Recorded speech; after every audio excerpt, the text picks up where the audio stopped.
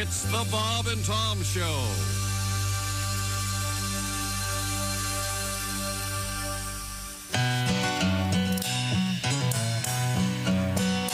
I'm a traveling comedian. I play a different club each week.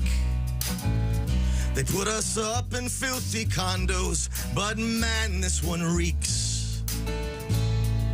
The toilet's broke. It smells like smoke, stale beer, and dirty socks. Who was the comic that worked here last? Must have been John Fox. John Fox, John Fox. Keep him sober and I hear Fox rocks. But he'll trash the place everywhere he stays. Smells like ass and cat food. No one's cleaned for days. The VCR and TV's gone. The couch is stained blood red. There's empty Cuervo bottles, a passed out stripper in the bed. Porno tapes, real twisted stuff. Fill a cardboard box with a label on the top that reads, property of John Fox. John Fox, funny man John Fox. But if he gets too drunk, the audience walks. He leaves his DNA at every place he stays. So don't drink what you think is apple juice or eat the mayonnaise.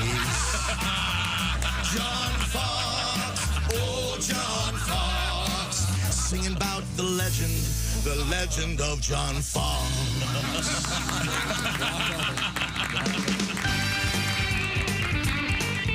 Hey, you caught us. Tom and I hugging and high-fiving. Devotional before we go on the air. It's the Bob and Tom Show. Christy Lee at the news desk. Yep. There's Pat Godwin in the performance room. Hello. Josh Arnold. Chick. Hello, sir. Hey, man. There's Ace Cosby. Hey, there he is. Hi. Chick McGee. And Tom looks like he has everything situated, all set to go. I'd be incorrect. He looks like, reminds you of a drummer getting ready for a big rock concert. He's getting all his sticks together and his cymbals placed just so. There we go. Oh, that's right. That's right. Sound check. Sound check. One, two. We're good. Well, good morning. Welcome to the show. Hope everybody's doing great. Hope you had a good weekend. If today you're having a birthday, remember. Happy birthday, baby. Right. That's right. Happy birthday, baby. Okay. How was your baby's birthday? How was it? Yeah, my You took her out, I assume, right? one of my little girls had a Not her. No. shindig. Oh, she was out of town. I know, but didn't you do something when she got back? We were busy. We had a little party for one of my other. That's right, a T Swift theme. We had a Taylor Swift theme. Oh, and party. everybody sang, right? And you had it all set up so they could play guitars. I made backstage passes. We had pin the glasses on the Taylor. It was very elaborate. I bet. We had cardboard guitars, and they got to decorate them. It was a blast. I'm surprised you didn't get Taylor. Yeah. I mean, Well, she's in Thailand. Oh. I don't know if you've got $80,000 laying around. It's 80? probably Oh, she no. did that. 800, I think would be the. No, it was fun. No, you don't. She can't charge $1 million for a private show, can she? Oh, absolutely. She could charge whatever she wants. Yeah. Really? Oh, absolutely. Would she, though? I don't know, but The Stones did one. I think it was what, 5 million? $5 million? Yeah, that guy in Texas. there's that big Years ago. wedding going on in India over the weekend. It was the Rihanna did one, pre-wedding. Yeah, the but- wedding's Yeah, I not saw till that. I saw that, July. Did you see this? Yeah, but whoever told them these are celebrities were lying a little Yeah, bit. it was kind It's of like Zuckerberg and Ivanka Trump. Ivanka and- Trump. I'm like, okay. Oh no, these are celebrities. I don't know who's in charge. They paid Zuckerberg. Zuckerberg and Trump to come. paid Rihanna. Ivanka. They paid Rihanna. And Rihanna. who's- Zuckerberg's One song. the third richest man in the world. What did he do? No, he was just there as a guest. He didn't perform or anything. Oh, okay. I don't know about Maybe that. he could Oh, lift really? weights or wrestle. Yeah, he's Oh, getting, maybe he He's did. getting ready for that. I heard the main gift that she got? No, what? A flush toilet. Not a lot of those over there. You know, there was a time you used to call me The ugly American. Do you remember those days? Yes. Yeah. Sorry, I just read. I understand what happens. All right. And once Fair again, enough. I'm so proud of the people trying to register the homeless to vote in our next election because I want a guy deciding our foreign policy that took his last dump in a bucket under a bridge. What else you got over there? What's coming up in sports? What's coming up in sports? We wrapped up the 2024 NFL Combine. Boy, I was Mesmerized? shockingly attentive to this event. Did you watch any of it? Did you go in person? I watched almost all of it. Oh, God, no. We have a record A record for what? what? A record? from the combine. Oh, yeah. Some guy ran a 4. Initially, it was a 4.2240. Okay. Whoa. But then they looked at it, which would tie the record of John Ross. He's played for the Bengals and some other teams.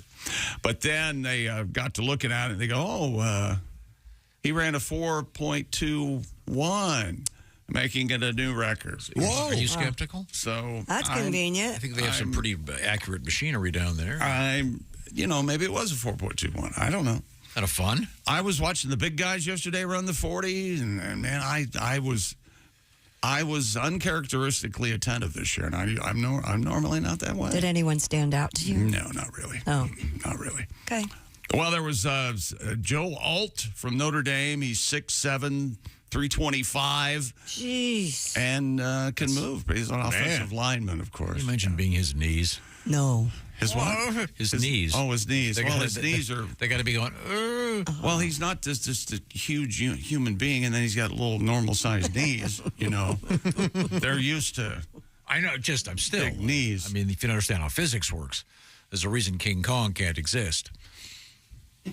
Why can't King Why Kong can't he exist? exist? Yeah. His knees would be Can't support all proportionate that. to Are the you rest saying of his that if body. King Kong existed in a real world, he'd need one of those scooters to get around the grocery? Yep. Is that what you're telling me? This is why people who are so-called giants, that they always end up in a wheelchair. The human body, it's a matter of proportion and physics. There's something wrong. I'm not with going to this. discuss There's this. something wrong with this. thinking and reading. There's something wrong with what you're telling me. I'm impressed with the guy that ran that 40. That's amazing. Now, the question is, 4.21? Can he catch the ball? Well, no, I think his nickname's Stonehands. No, I think... Shouldn't they right like 10 yards after the 40, as the guy's slowing down, heave a ball at him? I don't guess know, they Tom. could. I think they'll probably work all of that out. Well, they get to that The last guy eventually. who had the record had a relatively non-distinguished Yeah, that's career true. in the NFL. So Yeah, all the people who've done, I think there are only a couple that had pretty good careers. Darryl Green had a 20-year career. Bob Hayes. World's fastest human. Yeah, but there were lesser people back then in the 60s, and I could have played in an NFL team in the 60s. Wait a minute, I'm Yeah, sorry. That's right. That's right. I'm sorry, the delusional hour has kicked in. I would love to participate in that. The delusion hour. Oh, you just watch any news broadcast. Oh, and I That's got why I bad news don't. for everyone. The robe did not come in this weekend. I'm very upset. No. Oh, wow. However, it's supposed to be there today. Now, this is not the movie The Robe. This is Is there a movie, The Connery? Robe? Oh, yeah. Sean Connery? Is that Is that a Jesus movie? It's a Christian movie. there's a famous movie. You never saw The Robe? I'm Well, someone's going to hell. trying to remember it. I know 10 Commandments. Remember that era Can't when mess they with that. made all those biblical movies? Sure. Yeah, Samson and Delilah. C.B. DeMille and the first 10 Commandments. Yeah, The Robe, very much. But no, you ordered a robe. What was the distinguishing characteristic of this robe? It's his? I wanted it. It's mine, and I was but I mean, going to is it- spend is my it- entire No, weekend in it's- my robe. Is it the fabric, the color? It was what is the it? buffalo plaid It was a Pendleton wool. red and black check wool robe from the nice people at Pendleton. And I'm This going is to wear it everywhere. And you purchased this. This is not some kind of influencer thing. Hey, look I at, did buy it. look at Chick McGee showing a little Yes, I nipple did. I did with his get it. Pendleton robe. I did pay money boy. for it. That's Okay, right. I just want to make it clear. And I'm going to the grocery store, and I'm going to the drugstore, and all the places I Wearing go. the robe. I'm not going to take the robe. I might come in here in the robe. I haven't I'd decided love to yet. see that. I haven't decided. Nice. What do you think of that? That's We fun. could have robe day. We could all wear a I have robe. a nice robe from the Pajamagram people. Red. Christy gave me a robe 20 years ago. I Yeah. don't know where it went. It's probably in storage somewhere. All right. Ace had it. Do you still have that Kiss robe? Yeah. The red one? Mm-hmm. That was cool. Kiss logo? There flames on it? Yeah, they were playing at the Forum in L.A., and they gave each band member a robe, but the promoter didn't know Ace was not in the band anymore, so They gave it to Ace. All gave me Ace's robe. Yeah. Wow, that's Well, pretty that's pretty cool. Can you bring that in? Sure. It's really I'd like to nice. see that. When you decided to name yourself Ace, can you honestly say it had nothing to do with Kiss? Yeah. Okay. I had this discussion with Paul one night. Why do you name yourself after I'm a drug addict? After Thank you, Paul. He's had some issues, Everyone of course. has an opinion. the togetherness No. of a rock and roll band. No, My name came from a teacher in high school, and he said, I was so smart, you're an ace. I'm sure it did. That sounds exactly like what happened. if that were the case, somebody in this room would be named Ass. Might be me. Might be me. Let's I go around get the it. room here. Josh, Deuce. Do you own a robe? No, I don't. I don't currently own a robe. I don't either. You don't? Well, I know. You don't have any pajamas either, do you? I have a nice Ugg robe, too. Ooh. Yeah, I do have some pajamas. We can have But- pajama day. Yeah. Like they do in school when kids get to wear their pajamas to I school. don't have pajamas either. Never mind. We're shorts. They're no fun, chick. I have Charlie Brown Christmas pajamas, so I only wear them around that time. Kids When I have the kids over. Around the kids. in the neighborhood. Yes. Wow. Come on, kids. Tripod set up in the basement. It's Charlie Brown night. It's the Great Pumpkin, Charlie Brown. Come on. Take a look. Coming up in the news, we have an absolutely astonishing news story that involves licking of toes. Oh, no. I mean, in the throes, sure, but this... No, this is even worse. It's worse. It couldn't get worse. Yeah, good. We have just great stuff coming up. I'm really excited about today. There's some cool world records. A lot of sports today. Great science news. A bizarre story about, and this doesn't sound like it's interesting, but it is dental implants. And a little apparent fact that I certainly did not know that could affect your social life. Anybody here have a major dental implant? Nope. No. You do, don't you? I did until it fell out. What? Yeah. All right, that's a story for another day. Okay. Oh, have you ever? Those they're great when they stay. It's nice for a while there.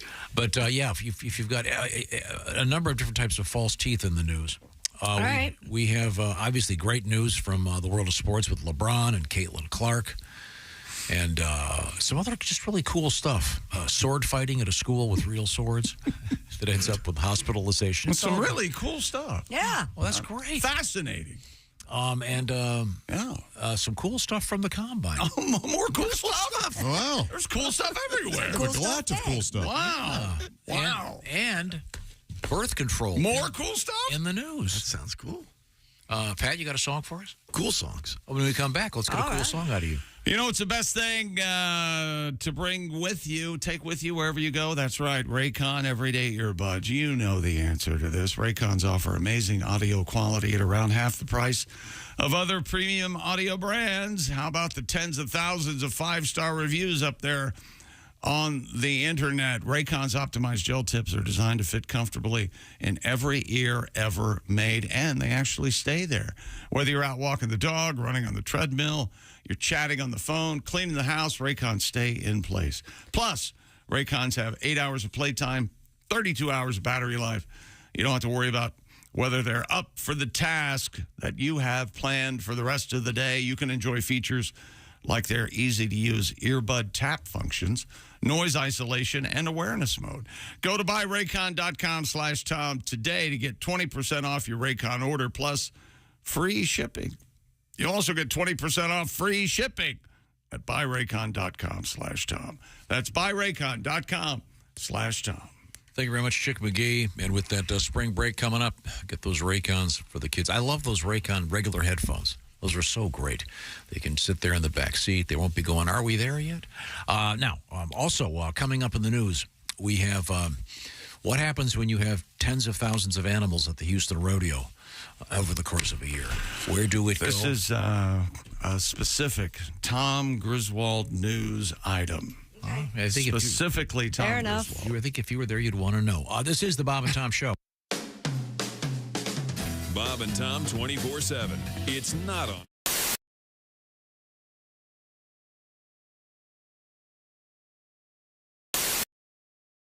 Okay, let's go see Bob and Tom. Yeah!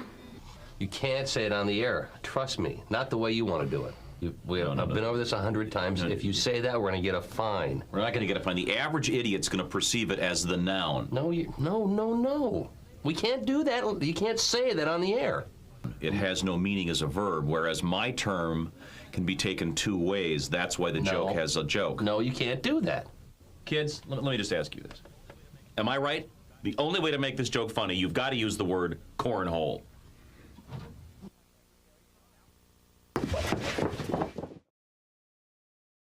Tiki Barber here. Remember the days when I was a running back in the NFL? Well, if you're on your feet all day like I was, you get the struggle. The secret is orange insoles. Their insoles are like magic for your feet and body. They'll help you kick hip pain, sore feet, and lower back discomfort to the sidelines. Feel better, do more with orange insoles.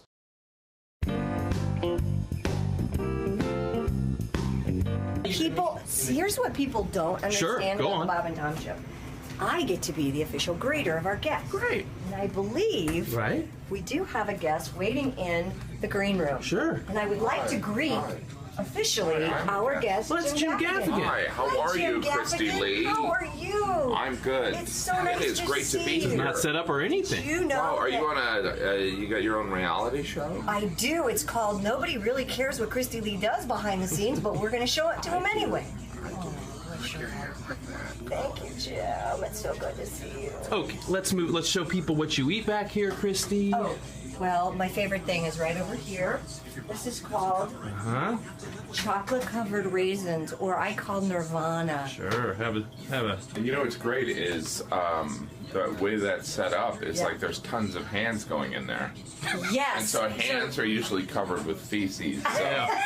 He's absolutely right. So now you're going to ruin my favorite Enjoy. snack in the green room? The treat. Well, There used to be soup here in the morning. What happened to the soup? There used to be different things. He retired. Or does it come at like 9 or He something? retired. So now we have to eat things that look like feces. So that's it. Or is it kind of...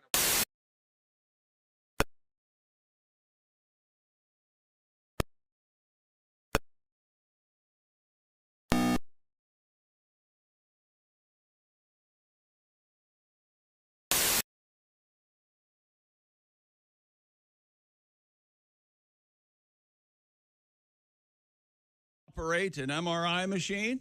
Is that right? But CAT scan. Chip Buggy. Bob and Tom in the morning and highlights all day long. The Bob and Tom Show, weekday mornings at 6 a.m. Eastern on Bob and Tom 24/7. This is Bob and Tom 24/7. Comedy, guests, Bob and Tom exclusives, and it's here on the internet. Bob and Tom 24/7. Brand new feature, Biff Whiskey, Frontier Lifeguard. As told by Arnie Whiskey, Frontier Golfer. I should have known. Well, you know, I was a man about town, and also at the Whiskeyville Country Club and Salad Bar. Of course, the country club, we have our very own swimming pool. And, of course, we had to have a lifeguard for the youngsters there. Well, we hired a young fellow named Biff Whiskey, and he was the lifeguard, you know, at the pool. Well, this young fellow walks up to Biff, and he goes, "Excuse me, Biff, but what's the best way to teach a girl to swim?" Well, Biff says, "Come here, young fella." He goes, "Now, here's how it's done. First, you walk her slowly into the water, all right? Then you put your arms gently around her waist. Then you rub your hands delicately up and down her arms. Then just gotta lean over and softly kiss her on the neck." The young fella says, wait a minute. I'm teaching my sister." He goes, "Oh, in that case, just push her in the deep end." Except in Kentucky. Jeez. I knew I should have held my ears for that. Thus concludes another exciting quick episode of Biff Whiskey, Frontier Idiot. Lifeguard. Thank you very much. Hi, you're listening to Bob and Tom Radio. This is Jim Gaffigan. Jimmy Schubert is our guest. But I prefer mobile food myself. I mean, I prefer food that's had to make it in the world just like I have. I mean, if I'm going to eat food, I prefer food that doesn't come from the ground. Because vegetables, they suck the nutrients from the mud. Mm-hmm. Would you eat mud? No. Then why eat the middleman? God made animals slow enough to catch. He obviously intended for us to eat them. Besides that, what's the fun in hunting a vegetable? Anymore, I can sneak up with a carrot.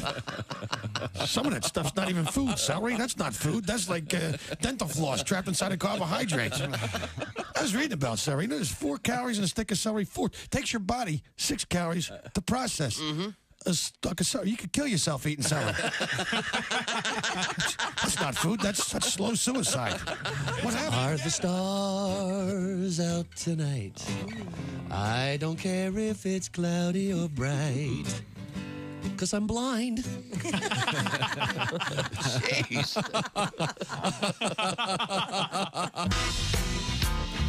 Hey, welcome back to the Bob and Tom Show. We're all here, getting Monday morning going. Oh, yeah. Yeah. We're excited and surprised and happy and fascinated. Oh, shut up. Thank you. Now, here's Tom. Chick was somewhat disappointed because he has ordered a robe. What is it from? Who's it from? Pendleton. Pendleton robe. You're all excited about it. What color is it? Red and black checked. Oh, nice. How big are the checks? It's a buffalo plaid, Tom. You know what? Give me a size. It's about 4 inches across. Oh, that sounds very exciting. Yes. Are they running horizontal? When you ask me questions and you dismiss it with, "Oh, that sounds very exciting," it causes one to not participate in any sort of conversation they're having with you. Now, I mentioned the and yet you continue. I mentioned the movie The Robe, which starred Victor Mature, of course. Yeah, of course. Richard Burton, Gene big star. Simmons, Michael Rennie. Remember Michael Rennie from... From what? Narada Niktu Klaatu, or whatever it was. Absolutely. Very good. Very good. The day the earth stood still. Yeah. You never saw the movie The Robe, Christy? It's one of those... I probably did because I was real into those kind of movies back in the day. Yeah, it's an old one. I liked... Did you see the sequel? I did not. What was it? The Slippers. I knew it. Why did I? It's a great film. Oh, that was good too? Yeah, it was very good. We are all just a device so he can deliver a hope-for punchline, aren't we? Yep. You don't really want to talk with us? Nope. Oh, I want to see your robe. Well, it's not here yet. Yeah. I remember as a kid, all those movies like that, I could never stand any of them. They're rough. They're just so off. Richard Burton in The Robe. Oh, there's some good ones. Like what? Greatest Story Ever Told is real good. Hey, 10 Commandments is amazing. Yeah, 10 Commandments. You didn't like that? Ben-Hur's great. Have you never seen the 10 Commandments? Ben-Hur was the one. Didn't dozens of horses die in the making of that film? It sure seems like it. Yeah. Man. They didn't really have I'm going to say 100. Yeah, I know. Animal rights. I'm not convinced there weren't a couple chariot racers who weren't killed. Well, you want to be in show business or not? Shut up and wheel over here. And okay. Well, I hope your robe comes today. I hope so too, Tom. Thank you. It's supposed to be here today, right? It's supposed to be here today. That's what it says, yeah. Now, can you judge the size of this online? Are you going to? Is the sleeves going to be the right length? I don't know. It's a crapshoot. I don't know. If you need a tailor, I've got a good one. No, I'm not going to. One. I don't use a tailor, and I'm sure as hell not going to tailor a robe like you would, you lunatic. I don't wear a robe. I would. You tailor jeans, and they end up all of them being too short. I don't know why you do that. The jeans you're wearing right now are 2 inches too short. I can see your calf. Well, it's ridiculous. Some find that sexy. He has sexy calves. I didn't know that. Oh. I doubt that very much. I know. I'm just you'd be surprised. playing along. Now, this robe. Yes, the robe. Yes. Do you have a plan? A plan? What do you mean? When you unbox it, are you going to put it on with your clothes on, or are you going to go shed your clothes? I can't tell. I don't know if you know this about me, but I really don't plan anything. I'll just see where the day takes me. Are you going to hold it up to your face, see how the colors look with your current complexion? You're an autumn, right? I don't know. I don't know. Yeah, it might be a winter. I don't know what I am, Tom. Okay, sorry. I can tell that you want to talk about it anymore. No. These are glad I brought it up. These are all interesting questions. Now, there was talk of you selling your old robe to the highest bidder. Yeah, I felt kind of bad about that, though, because I'm going to keep the money if I sell it. And that's why would you ever feel bad about that? Yeah, why would we you? live in a capitalist society. I assumed that. Why not donate it to somebody? I don't. Yeah, there. See, there he nice is. high-quality charity for your game-worn robe. Portions. How about that? Portions of the proceeds will go, like, $10. Yeah. 10 cents. That's a portion. That's a portion. Yeah. Damn right it's a portion. We'll get people motivated. Yeah. You can make money doing things and then give to charity. See? That's what I do. You don't have to say everything. Did you see that? That'll get people motivated. He talks to me about this robe for 20 minutes, and I decide to dive back in, and now he's out. Uh-huh. That's how he does. If you came in here... You're a walking, talking turd is what you are. No, and it's not even Thursday. If you came in and wore it with nothing else on all morning, then auctioned it off. And then this is also my favorite part. He's trying to dazzle me with his superior intellect by getting me to come in here without anything on under my robe. Oh, I could talk him into that. Hang on a second. My brain is giant. Go ahead. Try. Okay, fine. Okay. It'd be fun. Be fun what? Me sitting here with nothing but a robe on? Yeah. No, I don't think so. Oh, sure. Your hand would disappear underneath the counter occasionally. Yes, I would have to masturbate. No, I'd just tap it to say hello. Okay, well, we can move on now. We'll enter the world. We can move on now. I was laughing a little bit yesterday. I had a slat of siding kind of fall a little bit on the outside of my house. And I showed a picture of it to Tom. I go, yeah, I got a... He goes, do you have a ladder? And I was like, yeah. But then yesterday, for whatever reason, I was thinking about it, and I was like, the man doesn't think I have a ladder.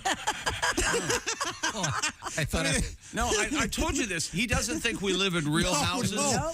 We are nothing to him but scenery. Right. That's absolutely what we are. I was wondering if you could climb up in that baby and, okay, I see. You were setting now me you're up. making fun of him that he can't climb up a ladder. No, I don't want him to get hurt. You're a bully. I don't want him to get hurt. He is a bully. Yes, he is a bully. And if you do get hurt, he wants to be there so he can see it. Watch that. Hey, Pat, do you have a ladder? I live in an apartment complex. No. Okay. No need for one. Have you ever owned a ladder? Me? Yeah. Let me think. I don't think so. No. He doesn't know what stain is for furniture. Why would you ask him that? I was using one of my ladders over the weekend. For what? The battery ran out on my automatic garage door thing outside the garage. You pump the code in. When the battery runs out, you have to recode it.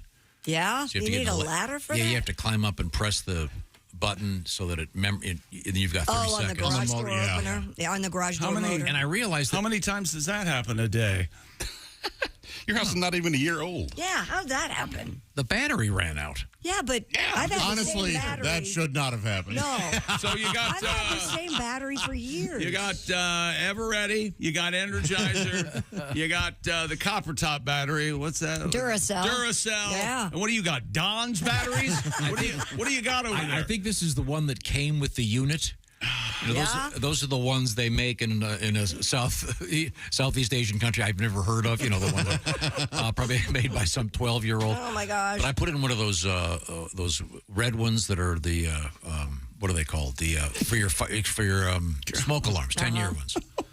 9 volts. Oh yeah, you should be good. So you fell 9.5 years short on the 10-year battery. No, but so my point is, have you looked at a ladder? There's more text on a ladder than there is in the cautionary in the amendments to the Constitution. It's because people fall and get hurt a lot. Well, you should know that. You shouldn't have to have don't place this ladder on balloons or small puppies. Really? Don't put this ladder on a bicycle while trying to use it. It's unbelievable. We've too many lawyers. I'm sorry. Okay, back to you, Chick. What's going on in sports? Unless you have a song, Pat. Oh, you have a song, Pat? Sure. Well. St. Patrick's Day is coming up. Oh, it is. 13 days. 13 days away. People always come to me with the questions for the partying. Where do I go? What do I do? You're Irish, right? Oh, I am. Yeah. Do you have a gig? First generation. No, I'm off. It's on a Sunday night this year. Would you like a gig? On Sunday night? No, I'm good. I have to get ready to come in here. I don't want a gig on a Sunday. Okay. And I have church in the morning. Then the gym, my girlfriend. Sure. People often ask me who's my favorite bartender. A man you can count on when you're going on a bender. Yeah. Who makes the strongest cocktail with no prissy lemon twist? Who's the most potent mixologist? I got a Chick McGee with a generous pour. By a quarter to 3, I'm not stressed out anymore. At 10:15, there's an Uber at the door. I go to Chick McGee with the generous pour. Mr. McGee has a very heavy hand. He practically drains the bottle of your favorite vodka brand. He doesn't like small talk. He just pours your favorite beer. If you strike up a conversation, he'll pretend not to hear. I got a Chick McGee with a generous pour. Artie at Applebee's says I can't go there anymore. Chick will give you grapes and Miller Lights by the score. I go to Chick McGee with the generous pour. That's where I tell him to go. Very good. Yeah. Chicky the bartender. That's nice. The best bartender. Okay, now we have that Chick McGee happens to be sober, and right now, yeah, and clear-headed and ready to dive into the world of sports. We got sad news right off the bat here this morning. Chris Mortensen, the award-winning journalist who covered the NFL for almost 40 years, including 32 as a senior analyst at ESPN, passed away yesterday morning. He was 72. ESPN confirmed Mortensen's death yesterday. No immediate word on the cause or place of death, but he had been dealing with cancer for the past 5 or 6 years. Yeah, I thought he was really good. He's the guy that broke the Deflategate story. Yeah, he did that over his chastised by many his career. Even while undergoing treatment, though, he was the first to confirm the retirement Hall of Fame quarterback Peyton Manning. He broke that story. Mortensen also announced his retirement after the NFL draft last year, and he is a member of the Hall of Fame. Also yesterday, Caitlin Clark has broken Pete Maravich's NCAA Division I scoring record. Clark entered yesterday's game in Iowa City, needing 18 points to pass Pete Maravich's, the Pistols, what they called him. Pistol Pete, Josh. Oh, yeah. Remember the distinguishing characteristic of his uniform, Josh? No, I wasn't around for the ABA. Yeah, Pete would... was he in the ABA? He was famous for LSU. College, the record we're talking about. He wore these, how would you describe them? Loose, baggy, big socks? Slouchy socks. Yeah. Socks. Yeah, big socks. Okay. And what a cool nickname. Right? Yeah, Caitlin needs a cool nickname like that. Does she have one yet? How about the Terminator? Something like that. Yeah. Swish. How about 3? Oh, I like Swish. Swish? That's Swish cool. Clark? Yeah. That isn't bad. Swish Clark. I'm not sure. I think it should probably just be Caitlin. But maybe she has a nickname. We just don't know what it is yet. Yeah. I haven't seen it yet, and perhaps she does. It was 2 free throws after a technical foul that pushed her at last officially past Maravich's 54-year-old record. Oh, by the way, Pete Maravich set the record in a 3-year career at LSU, and there was no three-point line. He was very good. He averaged almost 45 points a game. You heard me. I was reading about him. He would go to school, and he would always be dribbling a basketball. Always have the ball with him. Dribble up and down stairs. Yeah. Oh, for God's sake. Somebody would have to go over to him and go, look. Can you put the ball down just take this test? Yes. He would actually dribble with... He was right-handed. He'd dribble with his left hand and take the test with his right. Are you serious? Huh? Just in what was the question over here? Serious? Are you serious? No, of course not. Breaking beakers in the it. science lab. Yeah. I believe it too. Why do you believe it? Sounded good. Because it sounded Delivered great. it with a lot of Driver's ed. He's got one arm out the window, dribbling the ball. Yeah. He'd be making out with a that's girl in the absurd. back seat with the ball. He'd open the window to dribble the ball outside. With the left hand, touch her with the right. Oh, yeah. Oh, look, there's Pistol Pete. There's Pete over there dribbling the I ball. can see him taking the test while dribbling the ball. He's Sure. dribbling the ball. I bet somebody's done it. Yeah. How many times do you think I've lied in here on the air? All the time. Okay, good. So why would you go, oh, wow, Pete Maravich dribbled while he's taking a test? I actually believed it. More stuff coming up, including LeBron James sets a record, by gosh. We had a NASCAR race out there in Vegas, so we won't have any results because it happened in Vegas. Yep, that's right. It's going to stay. Must have. Also, Sopranos news. Interesting something, actually. I think that you'll be... and we'll talk about the Combine. Somewhat fascinated by the great television program. This part of the Bob and Tom Show is sponsored by BetterHelp. So I know we kind of all wish we had more time, don't you? What would you do with that time? Maybe you have an extra hour, read a book, go to the gym, take a nap, maybe go visiting a friend. How about squeezing in some therapy and maybe finding out what really is important to you and make that a priority, and therapy can help you find out about that and about yourself. And there's a better way to access therapy through BetterHelp. BetterHelp takes advantage of that thing we're carrying around all the time, that phone or your laptop or your desktop computer, because it's all done online, so it's a big time saver and it's a lot more convenient. How does it work? Well, you fill out a brief questionnaire. You'll get matched with a licensed therapist, and by the way, you can switch therapists at any time, no charge. And the therapy itself is also performed online, so it's a lot more convenient and a lot more flexible. So, see what I'm talking about. Take the questionnaire and see if it appeals to you, and learn to make time for what makes you happy with BetterHelp. That's betterhelp.com/BT show. The /BT show part will knock 10% off your first month. BetterHelp, H-E-L-P, betterhelp.com/BT show. And by the way, the therapy can be done with the camera on, the camera off, just like you're having a phone call, or even just texting back and forth. Whatever suits you. That's what this is all about, is flexibility and doing what's best for you to find out what's best for you. BetterHelp.com/BT show. And this portion of the Bob and Tom Show, sponsored by BetterHelp. Coming up, there's a deer in the pool. What? This is the Bob and Tom Show. Thanks for listening to the Bob and Tom Show this morning. The show is also out there for you on our YouTube channel. Watch and subscribe.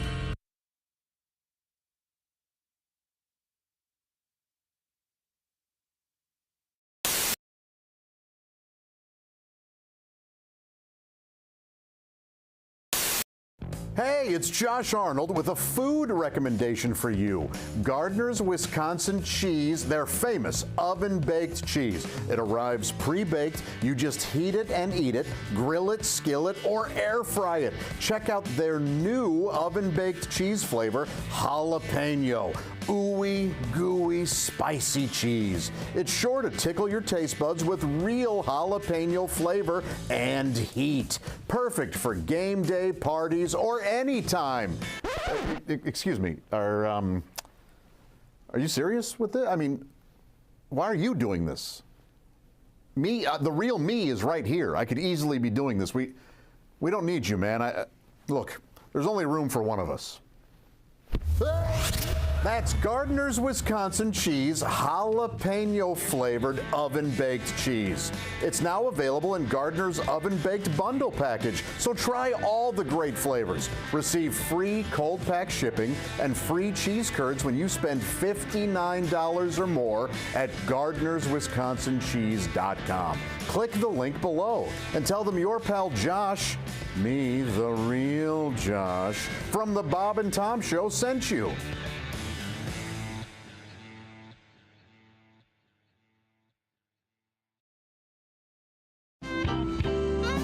We were talking about racial stereotyping because you're a golfer. Yes. And I know that we were talking about golf off the air, but a lot of stereotypes in the world. Certainly, one of them about Asians in sports, and I think that's really now really being changed, particularly in the world of baseball, right. basketball. It's huge changes. It's Maybe great. 15, 20 years ago, you didn't really see that as much. It's great. I love seeing Asians in sports, and yeah, as you said, Major League Baseball, the real sports. You know, we're not talking ping pong or pie gal poker or base juggling with your feet or really hard Sudoku problems or competitive hot dog eating or breaking ice blocks with your forehead or dancing back up for Gwen Stefani, the real sports. That's great, because before, if I wanted to cheer for Asians in sports, the people I had was Michelle Kwan and half of Tiger Woods. That was it. That was it. That's it. Wow. And you know, Tiger. Let's talk about him. You know, I don't know which half of Tiger made him want to cheat, but I think we can all agree which half drove into the tree. So people were taking the chicken from Chick-fil-A and putting it on Cheddar Bay biscuits. Wait. Josh, what do you think? Josh is leaving right now. Josh is leaving. Okay, let's go.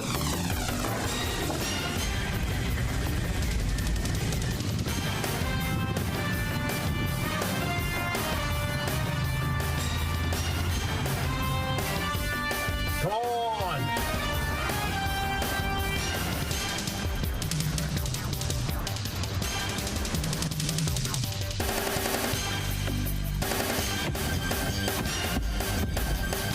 All right. You got the biscuits?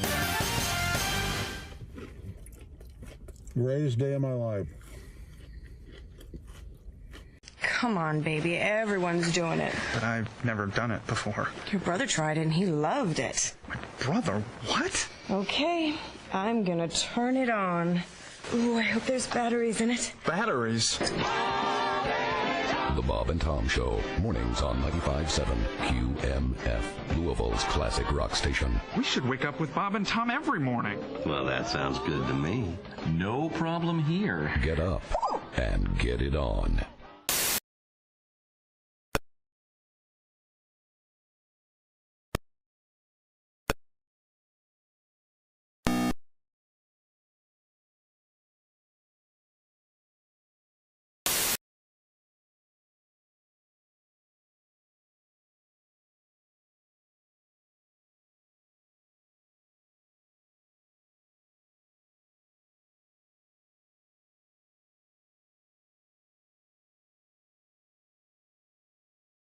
Near the town of Stockton-Topless, Greece. While preparing for the first modern Olympics, organizers were forced to eliminate a track and field event. In what will surely go down as the biggest bloodbath in Olympic history, runners from 5 teams were injured at the initial time trials of the 100-meter razor hurdles. 4 of the 5 athletes would never compete again. However, Austrian hurdler Klaus Kleinendorfer went on to be a silver medalist for the women's team as Gretchen Kleinendorfer. Thank you very much for this. Thank you for this medal. This has been another Bob and Tom Olympic moment in history. Sound like Paul Hum at the end. Hi, this is Rodney Carrington, and you are listening to Bob and Tom Radio. A thought from Paul Gilmartin. Down the elevator shaft they plunged, hurtling towards their death, their faces drawn by Edvard Munch. They smelled the devil's breath. Your tongue, she said at number 3. Let me see its size. He grinned and licked his forehead. She buckled at the thighs. The impact satisfied them both. Police were left some clues. A smiling woman all alone in a stranger's pair of shoes. My most recent marriage was a disaster. It made the wreck of the Edmunds Fitzgerald look like a fender bender. Oh, wow. Sorry to hear that. Hello. And you remember Lord's famous line about gun control. Yes. And the relationship taught me a lot. It taught me they won't sell you a handgun if you're crying. You know you're too high when you're eating cereal naked and your girlfriend tells you to put some clothes on. You realize it's not your girlfriend. It's just a woman on a bus. That's how you know you're too high. You don't say we didn't warn you. There's laughter ahead. You guys want to grab lunch? We can't go anymore. Holy That's cow. a good day's work, everybody. This is Bob and Tom. All right, welcome back to the Bob and Tom Show. Here's Tom. What are you doing?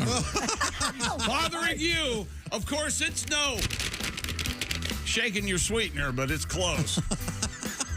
You see. Boy, doesn't that sound like a sex term, Josh? I'll tell you what, last night I shook her sweetener. She was walking right for a week. She really rattled her around. That thing hard to find. Used to be hard to find, not anymore.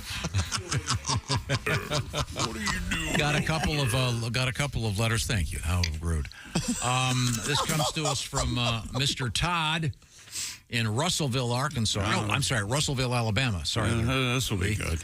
I listened to your show every morning on the way to work. Tom is correct about men's knees. You were discussing the gent who was what'd you say 6'9", 6'7", 320, something like that. I was just saying his knees have got to be kind of a lot of stress. He goes, I'm 7'1" and weigh 425. Oh, man. My knees took a pounding playing football and basketball. I have no doubt. Hey, Lee, thanks for listening. Good luck with those knees. Yeah. Wow. You know, the gentleman I'm talking about went to Notre Dame. He's hopefully going to be playing in the National Football League. He's going to be a high draft pick. He's an offensive lineman. He's at the top of his game, just Great. coming out of college. Cool.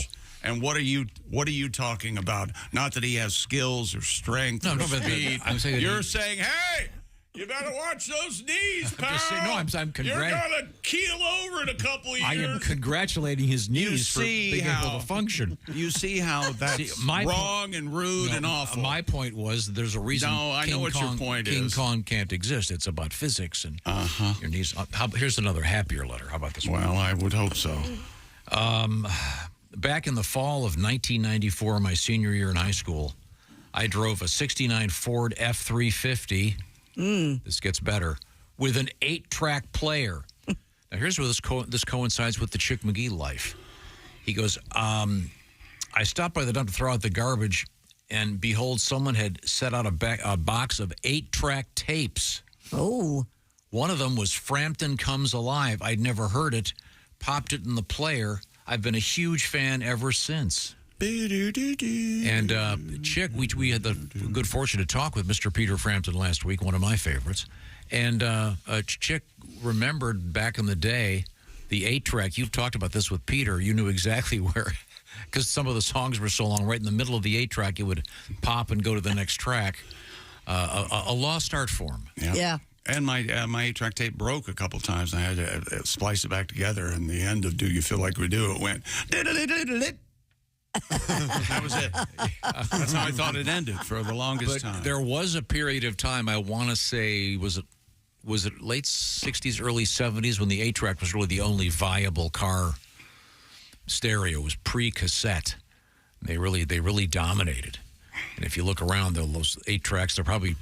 Everything ever made on 8-tracks probably available on eBay if you they did sell a lot of 8-tracks there for a brief shining period, didn't they? Yeah. Mm-hmm. So some of these artists were able to have recordings that came out on vinyl, in stereo and mono, then 8-track, then cassette, then CD, and God knows what else. What was? And remember the first the cassettes when it would come, the Walkman. It would there was some controversy over the wow and flutter of the tape. If you would be running with it or shaking it, it would not actually be dependable as far as sound reproduction goes. Sounds like a morning show.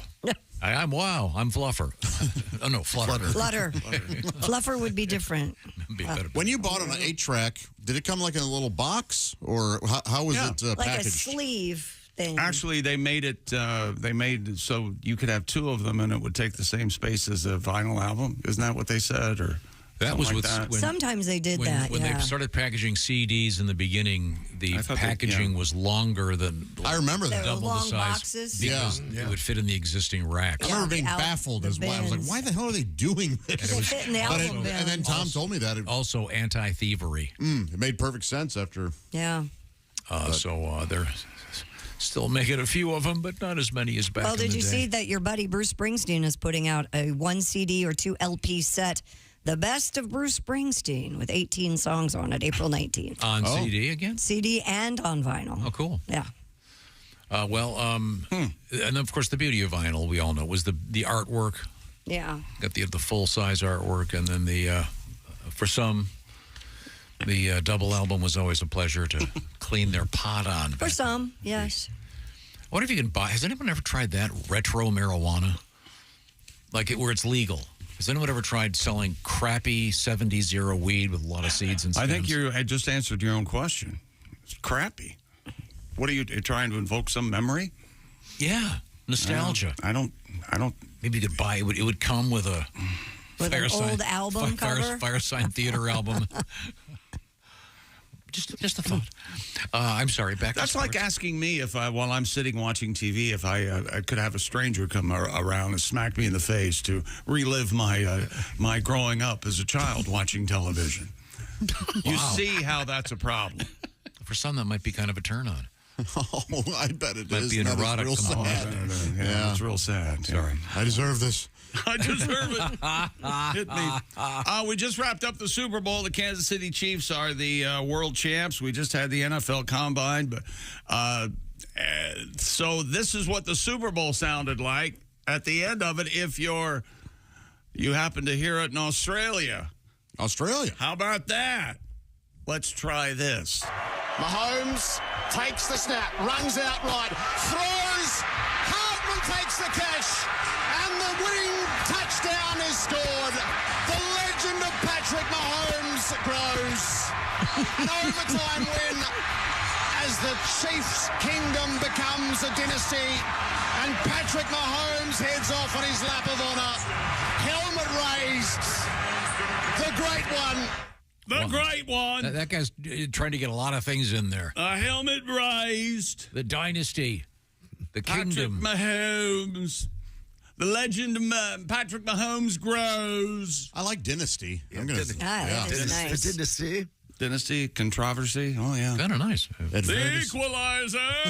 Oh, yeah. When they tied up. So they prefer it with their native accent rather than in English because it is available, of course. I mean, I always like it when you play the Japanese version and the Spanish version, but I never heard the Australian. We couldn't find the Japanese. This is the only one we could find. Mahomes takes the snap, runs out right, throws. Hartman takes the catch, and the winning touchdown is scored. The legend of Patrick Mahomes. He's not real clear on it, is he? An overtime win as the Chiefs' kingdom becomes a dynasty, and Patrick Mahomes heads off on his lap of honor. Helmet raised. The great one. That's interesting. Even the Australian guy doing the play-by-play knew the new overtime rules, but the 49ers didn't. That's interesting. He knew the game was over, and there's your touchdown. It was quite fascinating. Quite fascinating. And LeBron James has become the first National Basketball Association player to reach 40,000 points. Now, to explain that to you further, Josh, that's like 1 point scored 40,000 times. Whoa! That really brings it home, doesn't it? And it's really impressive because they played less than 40,000 games. Oh, yeah. So it must have been multiple points per game? Multiple points And each and every sometimes, game. sometimes the points are worth more than one per shot. Well, now we're getting silly. Now we're getting, it's becoming unhinged. The 40,000 comes after Saturday night's 124-114 loss. To the Denver Nuggets. James's 40,000th point came when he drove past Michael Porter Jr. and hit a layup with 10:39 left of the second quarter. James accomplished the feat in 1,475 regular season games. Would you say he's still tied for last in college basketball? Is that right? Oh, he never played. Yeah, so he would be. That's his. He and I, LeBron James and I did as well in college basketball. Yeah, exactly. Yeah, you scored as many points as he did in college. That's exactly What an honor. Kareem Abdul-Jabbar had the record at 38,387 points, but now it's LeBron. Okay. The King. Call him the King, Tom. King James. All right. 40,000 points. Would you say that his kingdom has transformed in any way? Has it become something else now, like Patrick Mahomes' kingdom? A dynasty? A dynasty, possibly. You just want to say dynasty again, don't you? Yes. I like the way he says touchdown because he's not. You can tell he's not really sure if that's what it's called when you score. Really play it again. Listen, Watch out. Mahomes takes the snap, runs out right, throws. Hartman takes the catch, and the winning touchdown is the winning touchdown. The winning checker. The checker. Well done on the touch thing. Now, what's happening when we come back? What's happening when we come back? Were you talking to me? No, I'm Vegas. okay. NASCAR. Okay, this is the Bob and Tom Show. Got something to say?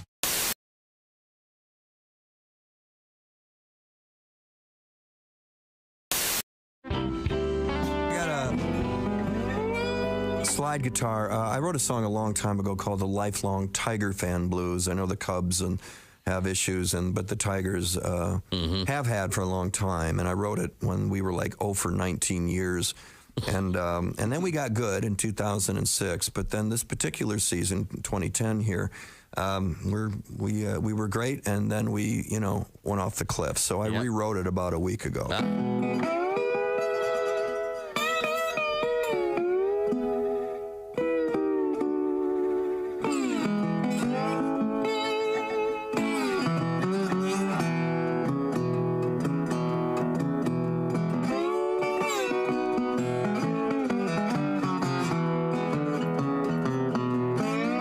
I've been a baseball fan since I was a little boy. I had a bedroom full of little baseball toys, batting a ball and a Wilson glove. Yeah, me and the national pastime, we was oh so in love. Every opening day, I still get that itch. I can hardly wait for that very first pitch. All my hopes and dreams all in place. I get visions of my Tigers in a pennant race. Win or lose, I got a lifelong Tiger fan blues. 2006, we made it all the way to the fabled Fall Classic, only get a St. Louis whooping and our Detroit ass kicked. 2009, we was tied with the Twins. We had to go to Minnesota to lose it again. In 2010, started off with a bang. We was leading the league in everything.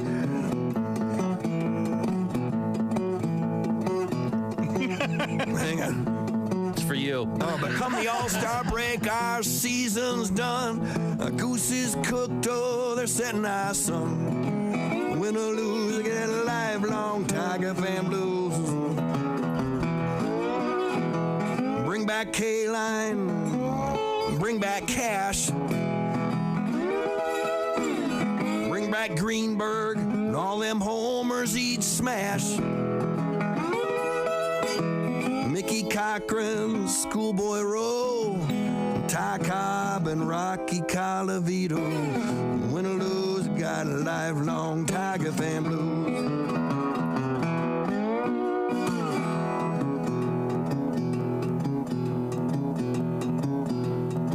And this is the rewrite. First, Samaya broke his arm, then Inge broke his hand while Mags was breaking his foot. Guillen was pulling his ham. Half of our roster was MIA. Now half of Toledo's been called up to play. I don't believe in fate.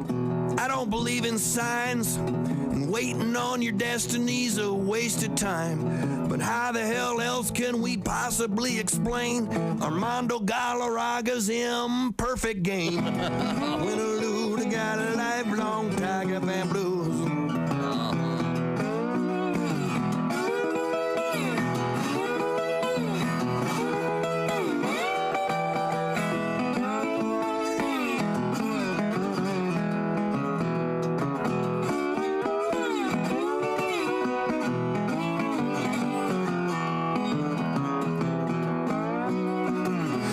Life ain't fair, nice guys finish last. You can't have a future if you don't have a past. Yet still I hope, still I pray. Another World Series gonna come my way. But folks, mark my words and learn this lesson. Cut your losses and count your blessings. Or just like me, you're gonna end up crying while spending Sunday afternoons with the Detroit Lions. I got a lifelong Tiger fan blues.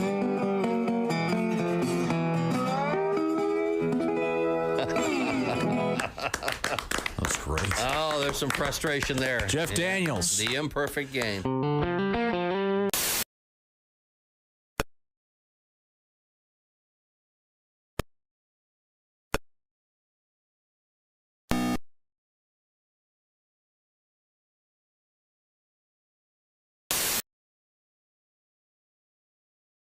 evil purple one. That, you mean...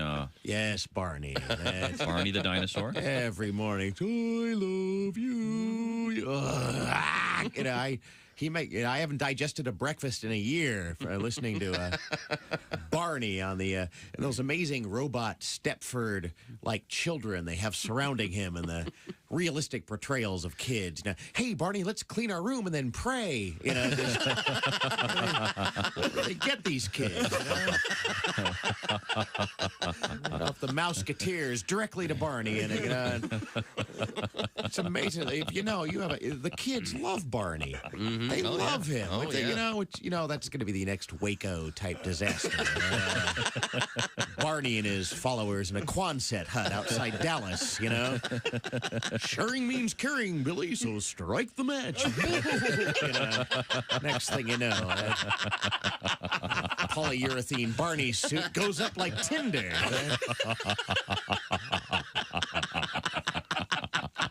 I point this out because I care. You're listening to Bob and Tom Radio. That's awful. Awful entertaining. Essential Morning Radio.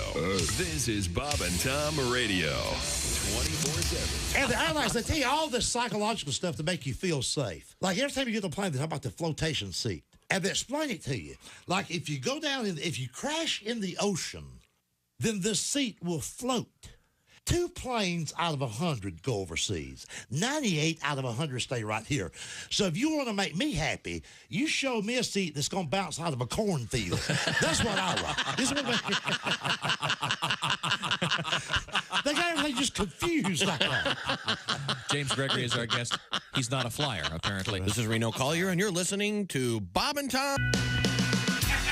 Welcome back to the Bob and Tom Show. Christy Lee at the news desk. Hello. There's Pat Godwin in the performance room. Hey, chick. There's Josh Arnold. Chickster. Josh, do me a favor. Pick up that feathered pen and act like you're writing something. Yes, absolutely. Oh, yeah, something very official. That's right. Oh, very nice. Yes. My dearest, has been 2 weeks since I last saw thee. My mother has died of consumption. I have a question. Why would you lick an ink pen? Someday I'll be home. That was kind of a joke there. I see. Did you have to lick the ones? The feather pens? Yes. No. You dip them in the... Yeah, He dipped them in ink, right? Yeah. Right. They were quite messy, right? Oh, well, you can get the whole thing reconstructed. I mean, you can buy an accurate representation of the whole thing, like the inkwell and the and the pens and the lever to suck the ink up into the thing. I just got an ink pen. Tell me all about it, and don't leave anything out. Has little cartridges in it. Oh, the old school way. Oh, yeah. Well, that's the old school way is the inkwell and sucking it up. Yeah, but the cartridge. Does it have that metal spoon, pointy spoon type thing? Sticks into the cartridge. Yeah, it sort of makes you take writing a little more seriously. Sure. You hate and to write. Some pens are really expensive. I'm sure this one was. They are. Very nice. No, I remember I had a girlfriend. How much was it? She had to have a Mont Blanc, and it was like over $100. Yeah. I love all that stuff. Break up with her?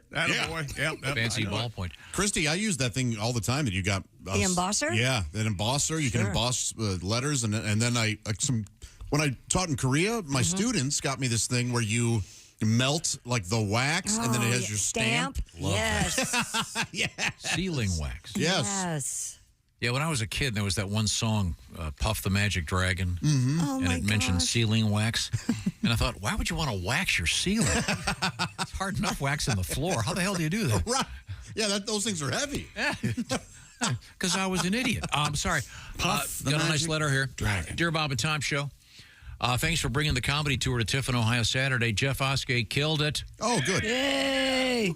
The other two did a fine job also. Okay, so it's Dave Dyer and Greg Hahn. We got some more comedy shows coming up. I'll tell you about those down the road. Right now, we turn to the sports page with Chick McGee over there. Let's see here. Kyle Larson won his second consecutive race at Las Vegas Motor Speedway yesterday to keep Chevrolet undefeated and give Hendrick Motorsports a second victory in the first 3 NASCAR Cup Series races of the season. He won for the 3rd time in his career at Vegas, but I can't tell you about it because it was in Vegas, and as we all know, if it happens in Vegas, it stays in Vegas. Speaking of NASCAR, yes, figure this out. I'm not taking questions, but you can talk amongst yourselves. All right. I can't control that. A NASCAR driver has been accused of cheating after he was caught wearing an amphibious-like glove. Is that right? Like the one, the shape of water, the man he's wearing. Oh. How's that an advantage? It looks like a webbed. Yes. There's fabric between the fingers, Yeah. and if you splay the fingers out, yes. and they allege that it was put up against the space where the window would be to cut down on drag. Oh my Lord! Just that little glove, huh? That's going to make an advantage. It was the black glove, Joey Logano. He was a made guy. You think he went both hands on the wheel? He wore in qualifying. He's got his hand out up and down. Yeah. Like we all do, right? Wouldn't it be great to put a dog in a NASCAR? Dog sticks his head out. This is great. Haven't we talked about this? The NASCAR driver that had a monkey in his car? Yeah. That's a real thing. Tim Flacco or many years ago. Jocko Flacco. 50s or something? No. It was just this weekend. Yes, Tom, I know, many years ago. The one guy had the lighter installed. When monkeys were okay to be in could car. smoke during questions. I think there are a lot of those guys who smoke. It was the Winston Cup. Yeah. I wonder if they had to be brand loyal. Free smokes. I would imagine. Hey, put down the cools, brother. We're trying to support Winston here. But I can't tell you what companies are against. Who's Winston's sworn rival? I've got no idea. Marlboro. Is it? I don't know. Or are they all owned by one big tobacco? It's Salem. They had a falling out. Virginia Slims, the cigarettes with little boobs on them. Did you guys know? You guys know that there are cities in like North Carolina, South Carolina have all those names? Did they? They're just constant lies spewing from you. Who hasn't been? Winston-Salem, North Carolina. Think that's a coincidence? I think not. Camel, Georgia. Coolsville. Coolsville. Marlboro, Colorado. Coolsville's where I The Twin Cities, Benson and Hedges.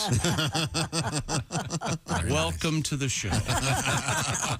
Very nice. So if you see this, it's really like an oven mitt. I will explain it to you go now as okay. As I try to decode the story. The black glove Joey Logano wore in qualifying at Atlanta Motor Speedway had webbing between the fingers made of an unspecified material. The theory is that Logano had the glove altered in order to place his hand out his window as an aerodynamic blocker during qualifying. NASCAR said it discovered the glove during a random inspection. Logano was fined $10,000 and also handed competition penalties. Oh, wow. There's a rumor that he was ratted out. Am I crazy to think that, how do you remove one of your hands from the wheel? Yeah, that's what I'm thinking. You don't... I don't think they worry about having both hands on the wheel at that level. Yeah. Really? Sure. I would think. And getting back to what you said, Tom, I don't think I could be misspeaking here, but it's always been my impression. It's my feeling. And what do we know about feelings? They're never wrong. It's my feeling. That's BS. That Joey Logano is not that well liked in the NASCAR world. Oh, so no. The rumor is someone ratted him out. Well, there you go. That would track. I'd have like a mitten shaped like the state of Michigan. Yeah? For good luck. Of course you would. Because you were born in Ohio. So naturally. But I mean, this is, as controversies go, as cheating goes, it's kind of funny. It's kind of silly. Maybe he just wanted a glove to have a little bit of pizzazz, like back in the day with Michael Jackson. Most famous gloves, probably Michael Jackson. I would say OJ #2. Oh boy. And what are the most famous gloves? I think once you said Michael and OJ, you said it all. That's it. Pretty much it. I think so. Okay. Gloves. But I mean, it's better than the kind of controversy we're seeing in other sports. Like chess, where the anal beads. That'd be weird. His radio's go broken. again. Do the Morse code in his ass. 200 miles an hour. That is an odd story. Why did they pick anal beads? There's got to be some other electronic device you could use without shoving it up your butt. Yeah, like He wanted to. Yeah. like a nipple ring. Wouldn't that work? You got to want to use anal beads.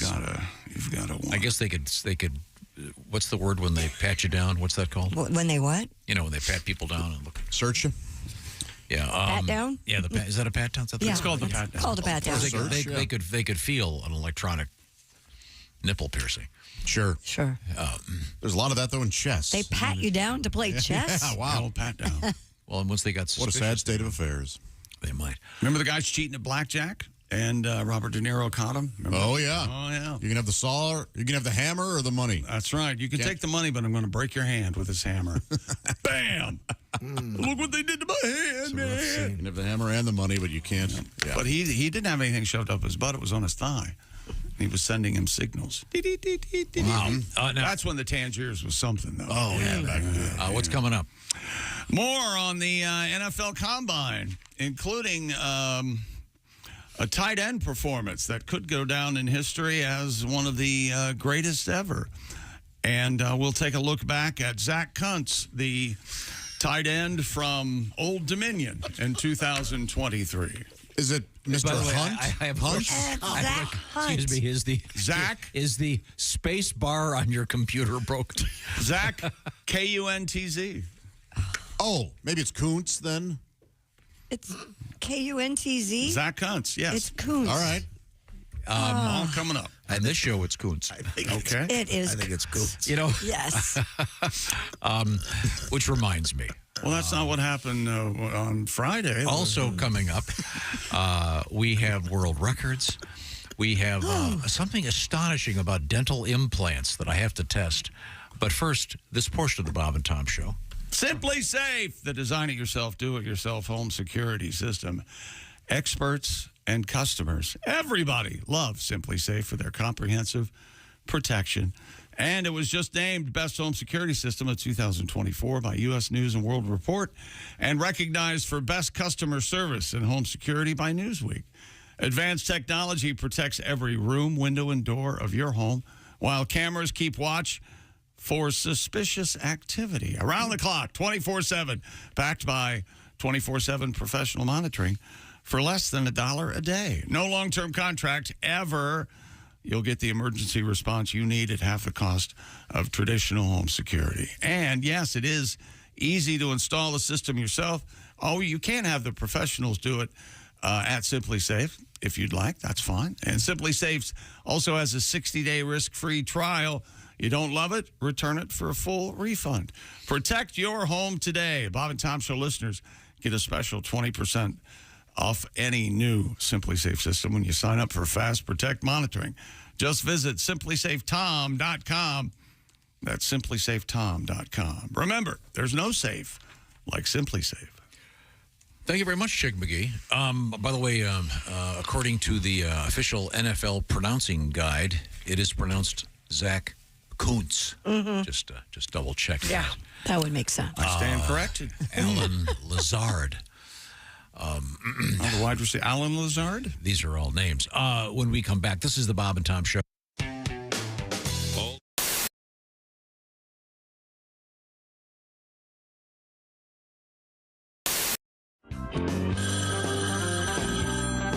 Bob and Tom Show. Bob and Tom and Steven Seagal. Steven Seagal. That's right. Hey, Steven, how did you make your living, Steven? You know, I made my living in the movie. Oh, okay. Yeah. For the last 20 years, I've been a cop. Uh-huh. I understand Christy Lee is having some second thoughts about moving. No, she already moved.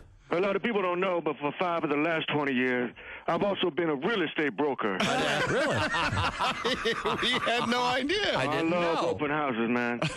Sunday, I show up, meet the owners and say, you get out the car! You get on the ground! Yeah, it's crazy what happened. Steven Seagal! Yeah. You Steven Seagal! Yeah, I get that a lot, man. And then you Steven Seagal! Yeah. Hey, back up, man. That's it. Get Steven Seagal! I made my living in the movies. I'm an ass whooping Steven Seagal! For the last 2 seconds, I've been a bitch slapper. Steven Seagal. No, man. Wow, you have sound effects and everything, huh, Steven?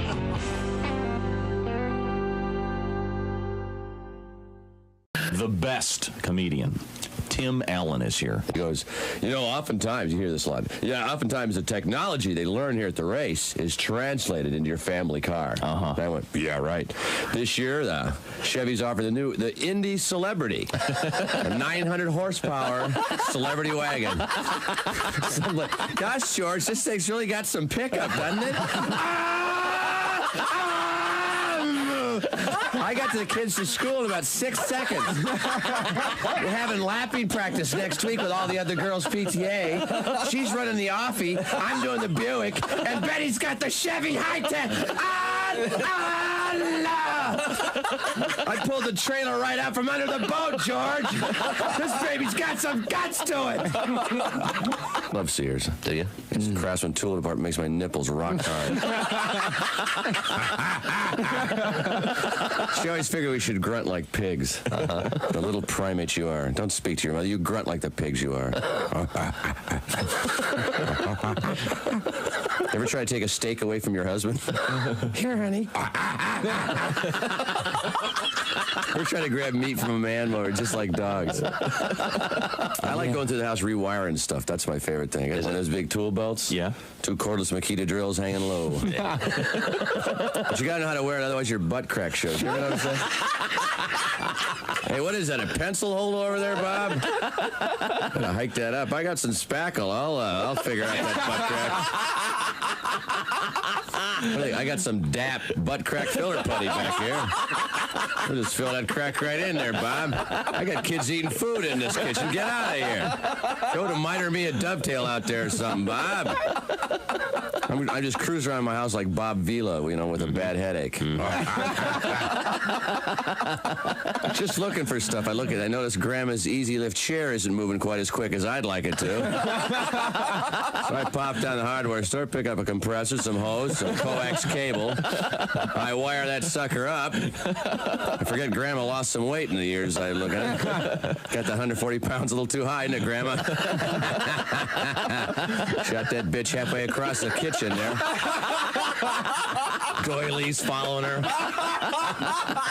Sorry, Grandma. I'll dial that baby down as soon as I rewire Grandpa's hearing aid. I got a preamp on that son of a bitch. Comedian Tim Allen. Oh, God. Now that's manly.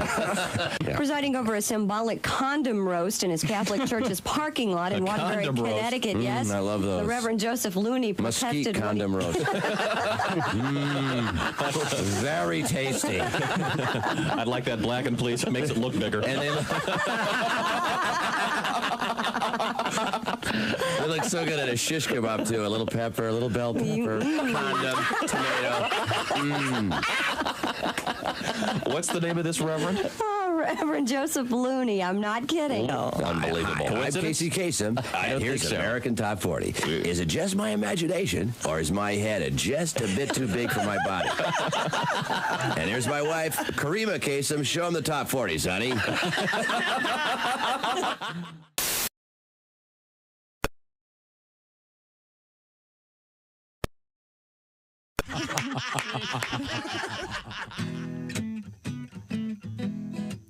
Hey, this is Henry Phillips, and you're listening to Bob and Tom Radio. Comedian Greg Hahn is here with us. I used to date a girl 13 years younger than me. They chew a lot of gum. You know what I mean? They do a lot of young girl stuff. It's kind of annoying. You know what I mean? Like, you'll be driving along, they'll see a car with a headlight out, and they'll do that padiddle thing. Padiddle! Padiddle! What? What's going on? It's a padiddle! It's a padiddle! Padiddle-doo-dah! Well, you go over railroad tracks, her feet would come off the floorboard, some superstitious thing like that. You know what I mean? Wow. Or we'd see a VW bug, she'd punch me in the shoulder. Punch buggy! Whatever! Punch buggy!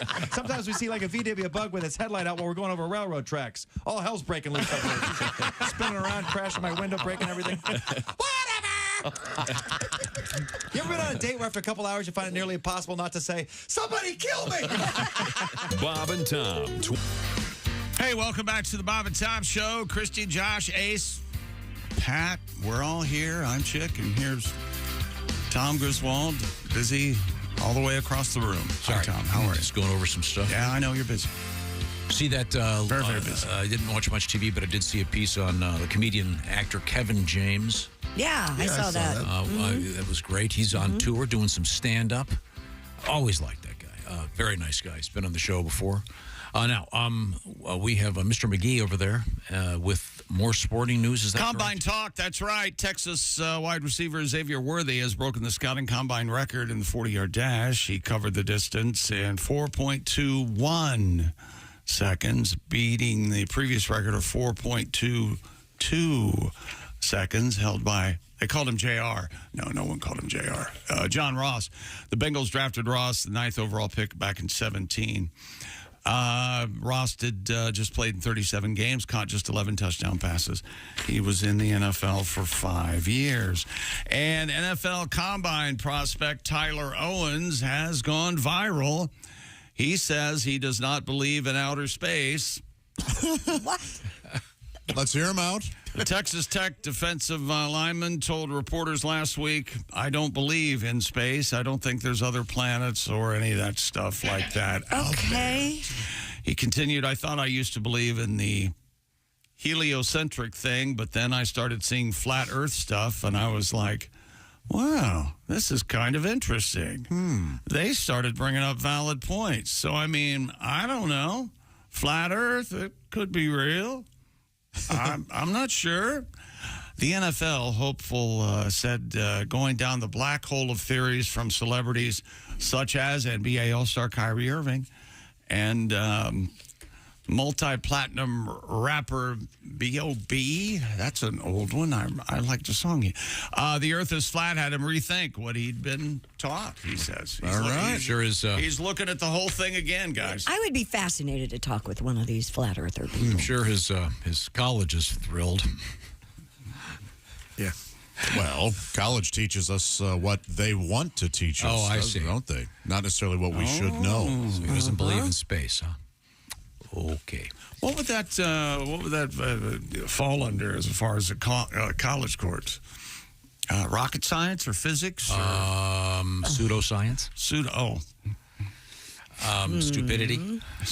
Ignorance. Wow. You ever seen the Earth with your own eyes from up in space? Up in space? No, I've never been to space. No, but I've sat on the shores of Lake Michigan and watched a sailboat as it goes away and the mast disappears slowly. It's falling off the edge. Oh, it's distance. Yeah. Yeah, and maybe Chrissy's right. And Come on. And I've seen it sail back. Oh, it wasn't the same boat. You're only seeing pictures and video they want you to see. Yeah, I believe in the space between this guy's ears. Again, I'd be, if I were, Texas A&M or Texas Tech, I'd be somewhat ashamed that this idiot was one of our graduates. Oh, all they have to do is is the term graduates. This idiot.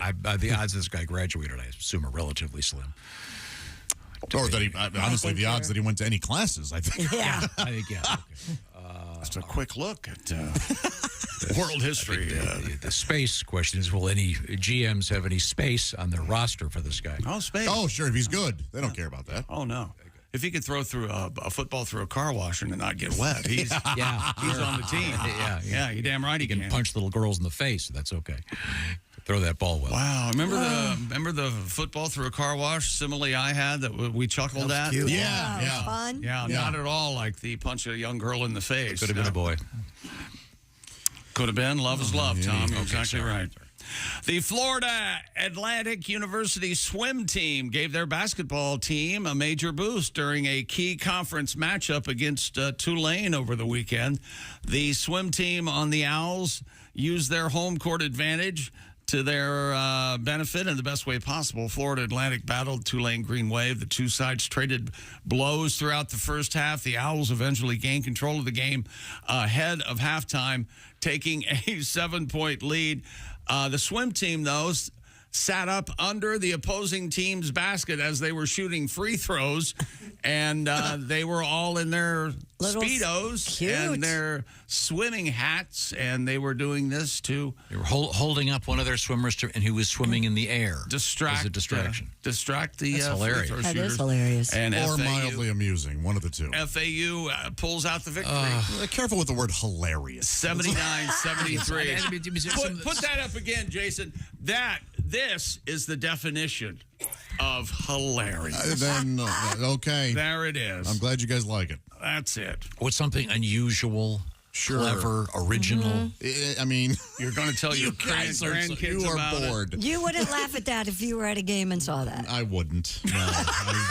Takes nothing. Well, Takes nothing to show up at a basketball game with no clothes on. I was wrong. Okay. It would only be hilarious if the guy being held up was Josh. I'm missing doing the some backstroke with an erection. Okay, back to you. So we must have needed 30 seconds to fill. Well, as a matter of fact, it put off getting to this story. All right. If you've ever wondered, and I haven't, how the largest livestock show in the world deals with all of that urine and feces, Houstonia Magazine has your answer. Oh, thank goodness. Approximately 25,000 animals move through the rodeo grounds each year. Used up bedding is hauled out of stalls and loaded into roll-around carts to be dumped out onto the ground of the back dock, where front-end loaders pick up the waste and load it into massive open-top dumpsters, and they're hauled away by heavy trucks. And then where? The rodeo's annual breakdown: 11,000 horses, 8,000 heads of cattle, 3,000 hogs. Put the swimmers back up, Jason. 3,000 sheep and goats, 2,000 turkeys, llamas, and alpacas. More than 1 million pounds of poop. Who was worried about this? Yeah, but it had the phrase more than 1 million pounds of poop per year. Yeah, that's less than the amount. Well, we would call that a House of Representatives worth of poop. Million pounds. Thank you very much. Where does it go, I wonder? It doesn't even tell us. No, it doesn't even tell us. I mean, that's the best part. It goes into trucks. Yeah, it just goes into trucks. It disappears. I'll have to use my standard news reporter on the scene clothes. Josh, we might not ever know where it ends up. I do have the answer to that. Back to you. Well, why didn't you put it in the story there? I thought that was enough. Kimchi, huh? A lot of it goes into landfills, but some of it is recycled into fertilizer. Oh, okay. I would have thought most of it would have been. Yeah, that's it. So a lot of it is used then. It does not go to waste. Mm-hmm. That's you tough. were way wrong. Working those front loaders has got to be a tough job. What a gig. I always wanted to do that, or like they called it when I worked at the foundry. They called the forklift the tow motors is what they called them. Tow motors? Yeah, but you had to put it in for the. I would have just messed around and goosed people with the falling around and stuff. Woo! Stuff like that. Straw full of cow pies. Yeah. Oh man! Wow, what a gig, huh? What other species? Is there any other species besides man that would package and haul around other species' feces? That's the thing. Who is it that says when aliens come down here and they see us, they're going to think the dogs are in charge? Right? Yeah. So we're cleaning up. We're picking up their poop. Clearly, we're the inferior species. Well, we clean up their poop because you're a good baby. They're a big sweetie. This does make you think, though. Noah's Ark must have really stunk. Remember that story we had about that ship in South Africa a couple weeks ago? They wanted it to leave port. It smelled so bad because it had thousands of cattle on board. Oh, what do you think those containers smell like when they smuggle people over here to be sold into slavery? Oh my! Those have to smell bad. Noah didn't have a power washer. Real bad. Probably just shoveled it over the side, huh? I think they probably did. Yeah. Yo, Ham, throw that crap overboard. Do I have to do the giraffe again? I hate doing the giraffes. Yeah, they shoot that urine from way up high. Sometimes it sprays me, Dad. Yeah, don't ask me. Don't even ask me about the hippos. Don't ask him to do anything. Hey, just be thankful we didn't let the dinosaurs on, all right? I don't want to hear any more complaining. Don't ask him anything. You know what his first syllable is in his name? No. No. When do we get to meet Yessa? Yeah. Where's he? And you didn't want to do the story. Where's didn't they find Noah's Ark? Noah's Ark? Yeah. They claim to find pieces here and there, yeah. Is that right? Wouldn't that be something? It was a Chris Craft. I thought it was down in Kentucky. There it is. Really? It was a Chris Craft. That's very nice. Made of wood and that great, that's that sound of a Chris Craft. Yeah, but that's Remember the sound of a Chris Craft. We have to add that to the list of pretentious statements you've Like made. in The Godfather when Fredo gets in the boat. That's a rowboat with a motor on the end of it. Right, It's not but- a Chris Craft. But but there's a Chris Craft later on. Tom's impression of a Chris Craft was way better than any of us gave him credit for. all right, everyone.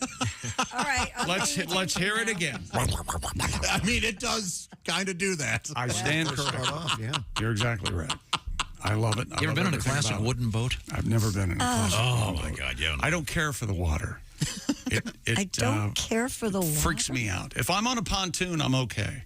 Yeah. That's like a floating living room. Yeah, that really isn't. Yeah. Oh, it's real fun. Yeah, That's real But I fun. mean, only some of them you can easy. You can water ski vomit from, off of. You can water ski from some. Has anyone ever done a sailing pontoon?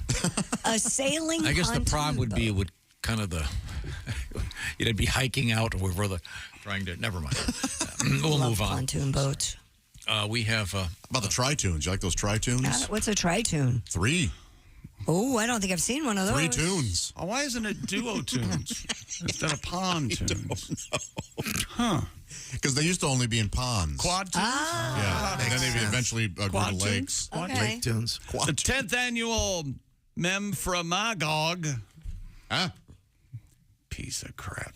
Water Swimming Festival took place in Vermont recently. As opposed to the Dirt Swimming Festival? Let's do that again. Let's say he read it wrong. Nope. The 10th annual Winter Swimming Festival took place in Vermont. There's a difference between winter recently. and water, you see. Well, I was so caught up in you trying to make a pronouncer for that's so Memphramagog, which is nowhere near what it was supposed to be. How would you pronounce it? I would. Mr. Who can't get the name Kuntz properly. I was talking about the owner of the Kansas City Chiefs, Clark Hunt. Okay? We talked about him on Friday. Mr. Hunt. Let's just call him Mr. Hunt, shall we? Out of respect. Or Clarkson. And his wife, Helen, was in charge of Lost and Found. Really? Oh, and if you lost anything, you should go to Helen Hunt for it. We all. that joke redeems you. If you met the actress Helen Hunt, would you try to fit that in somewhere? No, I would look at her and I go, robbery. Highway robbery. What are you talking about? Give the Oscar back. He doesn't like her. Oh, she's wonderful. You wooden, non-emotive lump of flesh and blood. Hey, Tom, let's not have Helen Hunt in. Yeah, let's not. I think she's fine. Now, you peaked with quarterback princess, Helen. Okay. I do. What about Twister? Come on. I feel somewhat redeemed. Oh, another. I feel somewhat movie. redeemed. How so? Chick and I do occasional texting over the weekend. I texted him about an interview that I Oh, heard are you going to with- talk about this? Yeah, when the movie Barbie came out, I was the only one I know that said it was terrible and awful, and I couldn't stand it. And kind it of keep was, Christy didn't care for it. I didn't care for it very much. It's totally overrated I and wouldn't say it was awful, but I didn't stupid. care for It's it. terrible. And Chick McKee texted me over the weekend and agreed with me. I told my daughter, Oh. okay. I told the girls, okay, I'm going to watch this. I'm Yeah. going to watch Barbie because they've been on me. You're going to think it's funny. You're going to wonder. And a couple of guys I respect comedically told me it was going to be funny. Me, Pat Godwin. I enjoy it. I did not Watch care it again. I'll give you 50 for bucks. a second. I did not. Oh, gotcha. I But didn't either. the biggest abomination is that turd of a song, I Am Ken. That's nominated for an Academy it Award. Sure is. That is funny. That was cute. Really? We give Academy Awards to cute? With all the good music out there, Raindrop that keep falling on your head. audio turd is going to You be know what they nominated. should have? They should have the best meet cute scene. And that should win an Oscar. The Meet Cute Awards? Yes, the meet cute award. They meet on an old wooden Chris Craft. That's a meet cute. Aw. Yeah. Chris Craft My Heart and Hope to Die is the name of that. Oh, that's so good. Kinda. Is that where he's acted like he's penniless his entire life? Yes. And he comes back and wants to open up a sailing school in his hometown. And she comes back and realizes he's rich, so she can love him. Is that how that's his mother was killed when she was on the top of one of those water ski pyramids. Oh, geez. Oh. Well, she wouldn't have been killed, but she fell into the water and her leg got caught in a Chris Craft engine. No. They went through a low bridge and she just took it right in the face. This is a great movie. I want to see it. Why don't they make a airplane / top secret meet cute? What's we asked? Rom-com. Why hasn't that been done? For whatever. What's the channel? Hallmark channel. I don't think Hallmark wants to necessarily parody their own product. Yeah. Because their audience doesn't want that. Let me tell you something. They would be heroes. Yes. They would be absolute heroes. Would you watch it, Tom? Yeah, but why would they do that? Josh is right. Their audience doesn't want to be made fun of.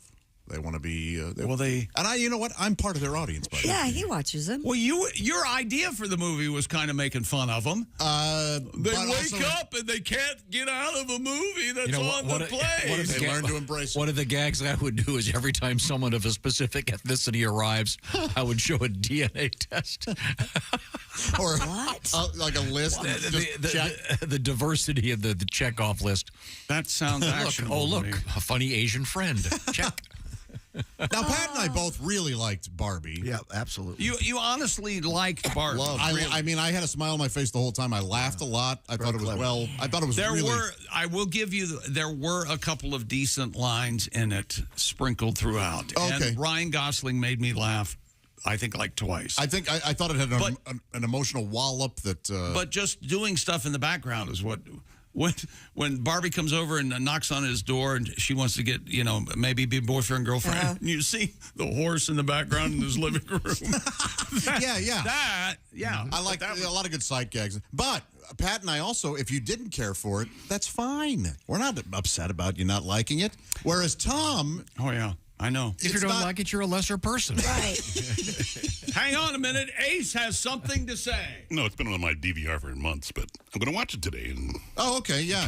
It's okay if you don't like it, and it's okay if you like it. Ace, if you like it, it's not going to affect your salary much. Much. Don't listen to him. It's stupid and dumb and not any good. No, you thought it was stupid. You can't just say it is. Did your girls watch it? Ken song. Of course they liked it. They're little. Yeah. They don't have an opinion.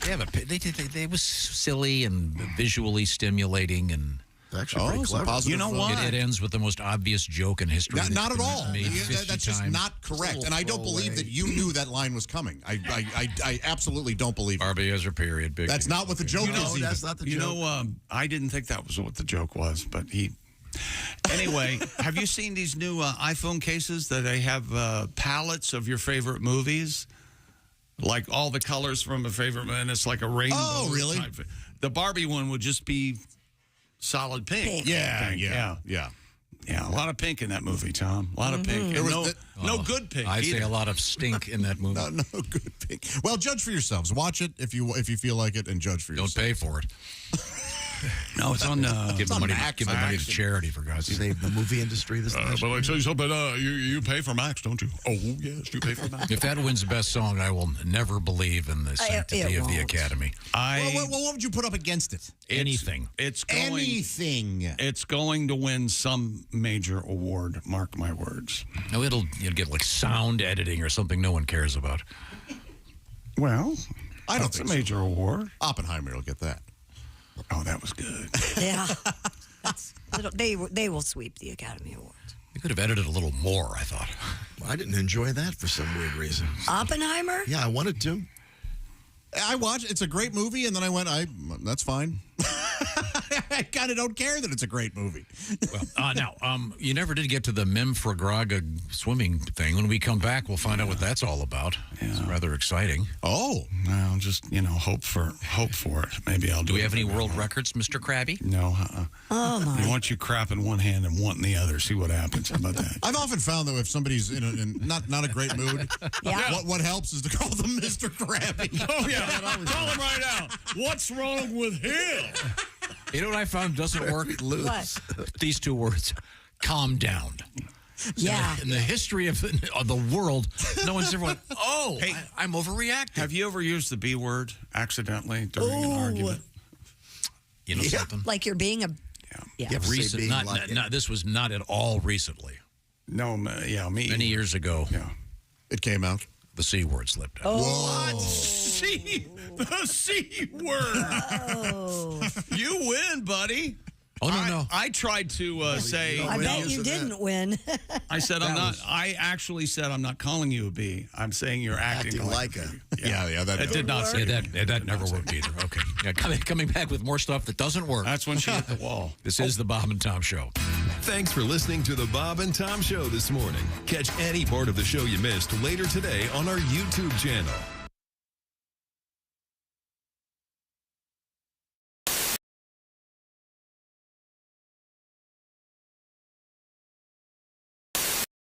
Hey, it's Josh Arnold with a food recommendation for you. Gardner's Wisconsin cheese, their famous oven-baked cheese. It arrives pre-baked. You just heat it and eat it, grill it, skillet, or air fry it. Check out their new oven-baked cheese flavor, jalapeno. Ooey, gooey, spicy cheese. It's sure to tickle your taste buds with real jalapeno flavor and heat. Perfect for game day parties or any time. Excuse me, are you serious with this? I mean, why are you doing this? Me, the real me is right here. I could easily be doing this. We don't need you, man. Look, there's only room for one of us. That's Gardner's Wisconsin cheese, jalapeno flavored oven baked cheese. It's now available in Gardner's oven baked bundle package. So try all the great flavors. Receive free cold pack shipping and free cheese curds when you spend $59 or more at Gardner'sWisconsinCheese.com. Click the link below and tell them your pal Josh, me, the real Josh, from the Bob and Tom Show sent you.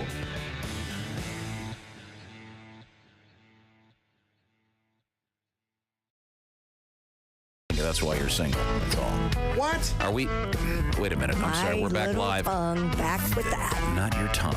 He was talking about me because I went like this. No. I'll tell you what it was. You see, you're not even aware of what you just did. Welcome back to the Bob and Tom Show. We're live in the Napa Auto Parts Studios. Coming up, our interview with Donald Fagen. You're from so Steely Dan. stupid. You don't know what you're saying. No, we're trying to make conversation. Just before the mic's open, Josh goes, hey, my toilet seat's on the way.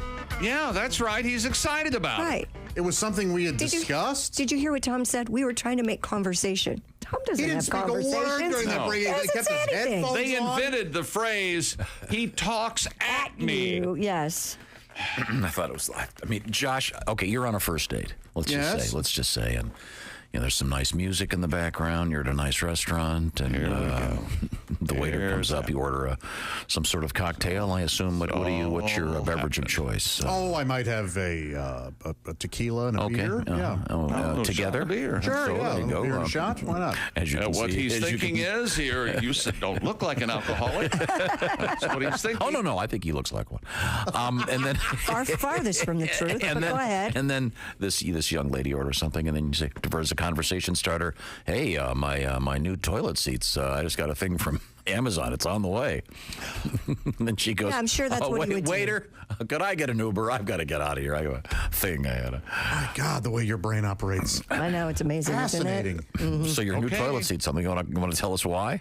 Well, we were talking because I'm tired of my vacuum cleaner, and Christy and I were talking about vacuum, and I'm going to order the one she has. Yeah, you're replacing your vacuum. I love my vacuum. I'm tired of mine. And so to enter the conversation, you said, wow, that's really interesting. Hey, my toilet seat's on the way.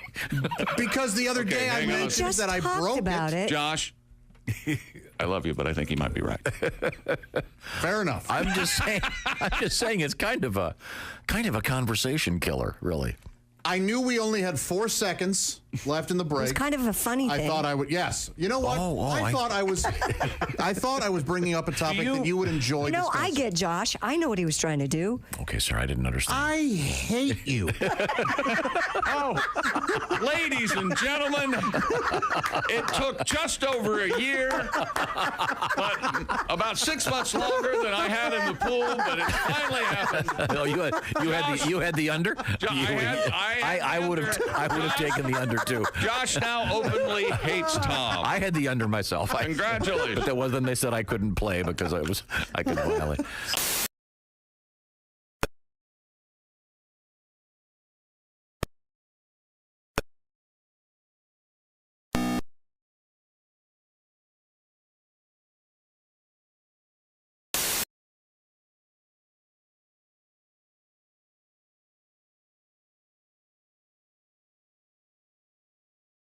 Let's listen to this rare recording of his pre-game performance.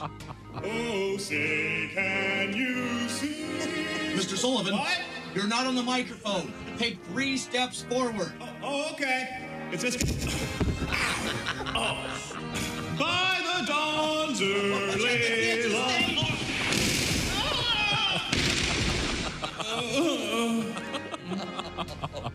While organizers were applauded for their support of people with disabilities, fans and critics alike agreed that a stage 12 feet off the ground was a particularly bad idea. A little help now. This has been great moments in NFL history. Hey, this is Frank Caliendo, and you're listening to Bob and Tom Radio. An overturned truck spilled 42,000 pounds of beer onto a West Virginia highway the day after Christmas. Damn. I just picture hill folk crawling out of the ditch immediately. Like the second the beers hit, all of a sudden there's 30 people. Oh, get him, Barry. Go on, get him, grab him. Give me that straw. I mean, they didn't ship it in a big tanker? No. You're thinking of gasoline. Yes, gasoline goes in big tankers. I've seen one filled with fat. It said, this fat is not edible. It's used for something else. Non-potable it was a big fat. tanker. Here's one of the fattest things I've ever done. Oh, God. They once, somebody once put a sign on my back that said, this fat is not edible. It is just used for other uses. Is that what you wanted, Chick? Where are you from, by the way? Patterson, from Patterson, New Jersey. Oh, sure. That's famous. Yeah, you know, small. Sure. Thugged out town. You know, it's tiny. So small, we used to get robbed by people we knew. That's small. People like, stick them up. I'm like, Andre? I'm going to tell your mother, man. By the way, how is Aunt Carol? How's she doing? I'll come home for dinner. Essential Morning Radio. All day and all night. Some like bug, some like Schlitz, but for me, Bob and Tom. Shoes, please. Yep. Welcome back to the Bob and Tom Show. Oh, man, we're in the middle of one now. We're arguing off the air. We're arguing on the air. The blatant hostility meter is off the chart this morning. Don't go anywhere. We're good. Punches could be thrown. We have a palate cleanser. We do? Yes, to get everybody happy and in a good mood. Here we go. All right. This will help. Ace Cosby, here he is with his joke of the day. I didn't write this one. Wait a minute. I've accepted a new job with a bicycle wheel manufacturing company. Is that right? I attach the rims to the hubs. I'm their spokesperson. Ah, very That good. was Ace Cosby's joke of the day. It's in there somewhere. I like that. Wait a minute. You check the what? You check the rims to the hubs? I attach the rims to the hubs. I'm their spokesperson. The spokes. The spokes. Keep the, He puts the spokes in. You attack. Okay. All right. Well, the analyzing killed it. Good joke. Yeah. So anyway. Yeah. That's what killed it. No, it's a fine joke. I think. Can we? Who can we credit that to? Tim. Timmy. Thank you, Tim. His friends call him Tim. Andy has written in, not from Michigan, but he's seen Michigan on a map. All right. Thank you, sir. Dear fellows and lady, over the 2 years, my 2 daughters who are 11 and 10, over the last 2 years, they've picked up a few things from the show. Oh, boy. For instance, Saquon Barkley. Quan Barkley. You, Darvish. Me chick. And, no, she's married to a man named Rick. No mention of DeLand, Florida. Just to name a few. Now, they are overjoyed by saying, Vicky Wem Wem. Yay! On Saturday morning, I went to wake them both up, and instead of saying, good morning, Father, all I got was, Vicky Wem Wem. Hey! It's now turned into a greeting or even an answer for a question. I asked, did you make your bed? My daughter's answer, Vicky Wem Wem. So does that mean no? Love it all. It can mean whatever it needs to mean in the moment. I'm very much looking forward to what nickname Chick comes up with next. You guys rock. Josh came up with Vicky Wem Wem, and he started off slow, but now there's talk of him winning Rookie of the Year. Oh. It was either him or Chet Holmgren, but looks like it's going to be Vicky Wem Wem. Vicky Wem Wem. What if we get the nation to to catch on to Vicky? Oh, we don't know where this nickname came from, but it's Vicky. Dear people, this is from Jesse. Maybe everybody needs to be a part of Robe Day tomorrow, not just Chick. Are you willing to do this? I can wear a robe. Yeah, I need to get a robe, so I can't do it tomorrow. I don't have a robe either. I have 2. What kind of an adult man I agree. doesn't have a robe? Do you have a robe? You have a robe, Ace, right? Yeah. Yeah. I'll be honest, I agree with you guys, too. Pat, do you have a I have robe? 2, yeah. Oh, wait a minute. I have a robe here. You have a robe here. It's more of a kimono type thing. I'm thinking traditional robe. Love it. That works. You have a Kimono works. Yeah. You keep it here? I do. I forget why. I had it in here for maybe some little video or something. I forget. But it is here. Is So it perhaps if a listener comes by and you want to talk to them? That's right. You That's put how your I answer the door. Kimono on. Oh, you caught me. Get right this way, Fire Inspector. After the show. Anybody, yeah. Tickets? Do you have those nice little sandals, too, that the Japanese wear? I don't. This says you all have to be bare under your robes. No. That's fine. And end the program with the sale of Chick's Game Worn robe. Ah. Once again, you have a new robe coming. Which I had on this morning, actually. Your new one hasn't come yet. No. It was supposed to come over the weekend. But all right, Tom's over. Yeah, he's way over. I don't own a robe. Dear folks and Tomcat. Thank you. I'm 6'8", 333 pounds. I did dislocate my left shoulder on Friday while working on a John Deere 105 horsepower tractor. But my abnormally small knees, Tom, survived. Chick, Josh, Christy, Ace, Pat, keep up the great work. Well, thank you. Your farming friend, Paul, from Jonesville, Virginia. Oh, beautiful country. Yes, it is. Beautiful country out there in Jonesville. Let me know if you want to sell your farm. Okay. Okay. Can we get back to our swimmers? 10th annual Nahama Winter Swimming Festival took place in Vermont. The event kicked off with a 200-meter freestyle race in a narrow pool cut from a frozen lake with approximately 180 people from across the country participating in the event. So what's the big deal here? The water's cold? What? I don't know. They cut a swimming pool out of the ice. Real cold, I bet, yeah. According to organizers, winter and ice swimming is defined as swimming in water at 41 degrees Fahrenheit or below. That is chilly. Mm-hmm. Do you have the quote from the guy that runs it? The IWSA lists 9 such events, International Winter Swimming Association. Lester Dick. There are 9. They call him Lester. Sure. I don't see a No quote from Lester Dick. Okay. 9 such events around the world this season. The one in Vermont is the only one in the United States. But there are a lot of white folks at that. Well, it's Vermont. Jeez. Yeah, you can go antiquing 24 hours a day, 7 days a week. You think they have an antique shop in Vermont and Connecticut and places like open 24 hours a day? 24 hours? I don't. I bet they do. You think so? I bet they do. I hope so. 24-day antique store? Yeah. I doubt it. All right. Well, this is I'm $1 million. I'm looking for something to hold my meth. some kind of wood. Vermont. Are those only people that are up all night? Oh, sure. Hang on. Oh. Who's this guy? It's meth He's guy. got his teeth out here. See, I still have teeth. I like you. Okay. Well, once again, the Memframagog event in Vermont. How are you saying this? I believe it's Memframagog. I wonder what language that is. Fromagog. I don't know. It's got to be. I think it's the sound your anus makes when you get out of 41-degree water. What else you got? You got a world record? Yeah, that's got to be cold. What else do you have over there? I insist you do right now. World record?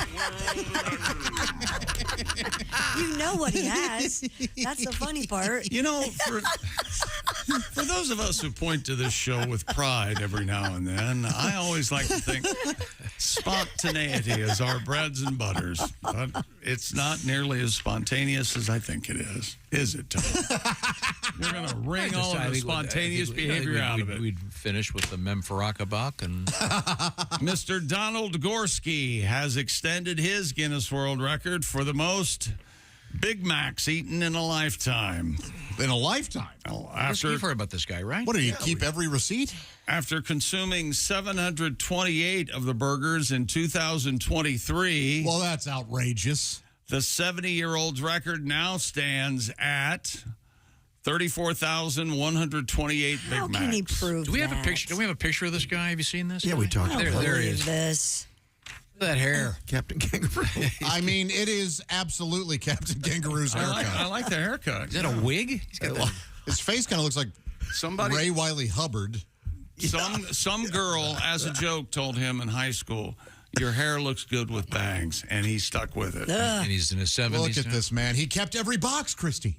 That's what he's got there. Oh, yeah, every single box. Yeah, Well, he that's could have proof. Oh, no, thrown I'm sorry. Those are Big Mac boxes through the ages. Yes, it's But he the could history. have thrown the sandwich away. We don't know he ate them. No, that's his thing. He's been in the news for years. Why would he throw the sandwich away when he's trying to break a world record? And you may be asking. He looks like an honest fellow. Yeah. You may be asking, is he a fatty, fat? No. No, he's Not at all. not. He's not. What do you think? He looks kind of like if one of the Beatles, if the Beatles had flopped after one hit. He does look like Lennon a little bit. He looks like if Lennon had lived. If Leonard had lived and eaten a lot of Big Macs. You know, you show Lennon a picture of this guy, he goes, yeah, I'm kind of glad the way things went the way they did. I didn't want to have two patties. I don't want to be standing in front of a Big Mac box collection in a McDonald's. There's a middle bun. Is he an employee of McDonald's? No. Didn't he kind of look like he was wearing a uniform? I did. They probably gave If him he's one. not, why not? Right? Yeah, why not work there? Yeah, he's Good They for get him. free He's a big Big fan. Macs if He's they work got there. to. He's got to get Chef a Big Bill, yeah. Mac. I don't think he does. What's coming up? More world records. Okay. More? We got some great stuff in the news. Toe licking in high school. Stop. No. And The Sopranos in the news. This is the Bob and Tom Show. Hey, thanks for listening to the Bob and Tom Show this morning. Get a look at today.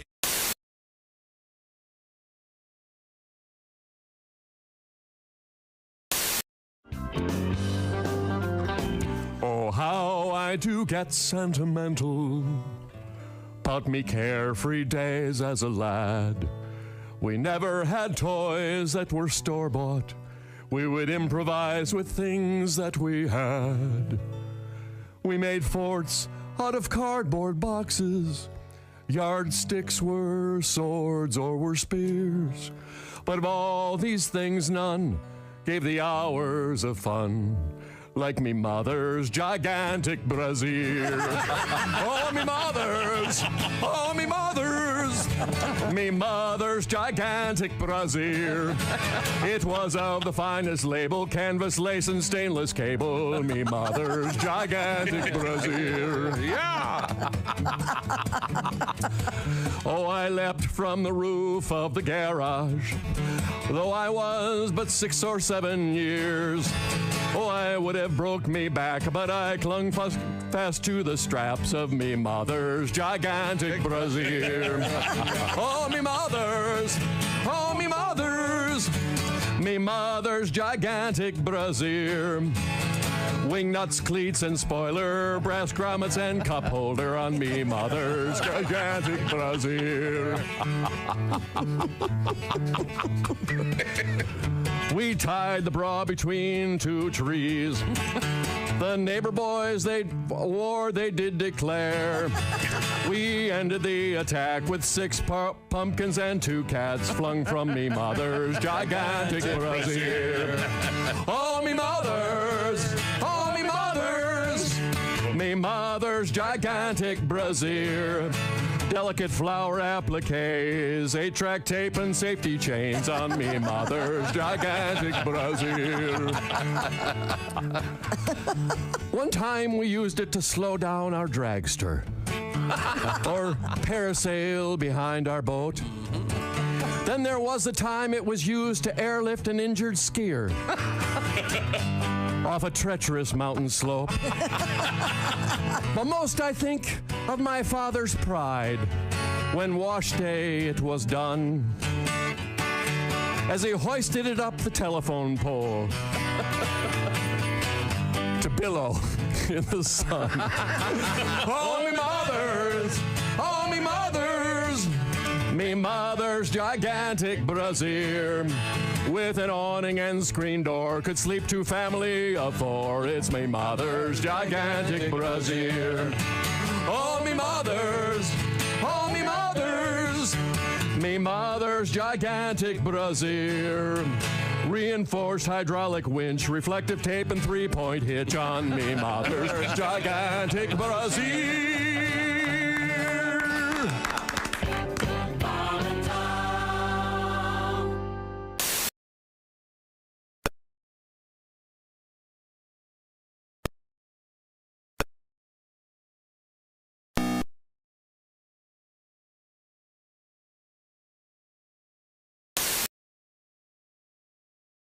$45 sweaters at once. What you failed to mention, no pulling the wool over her eyes.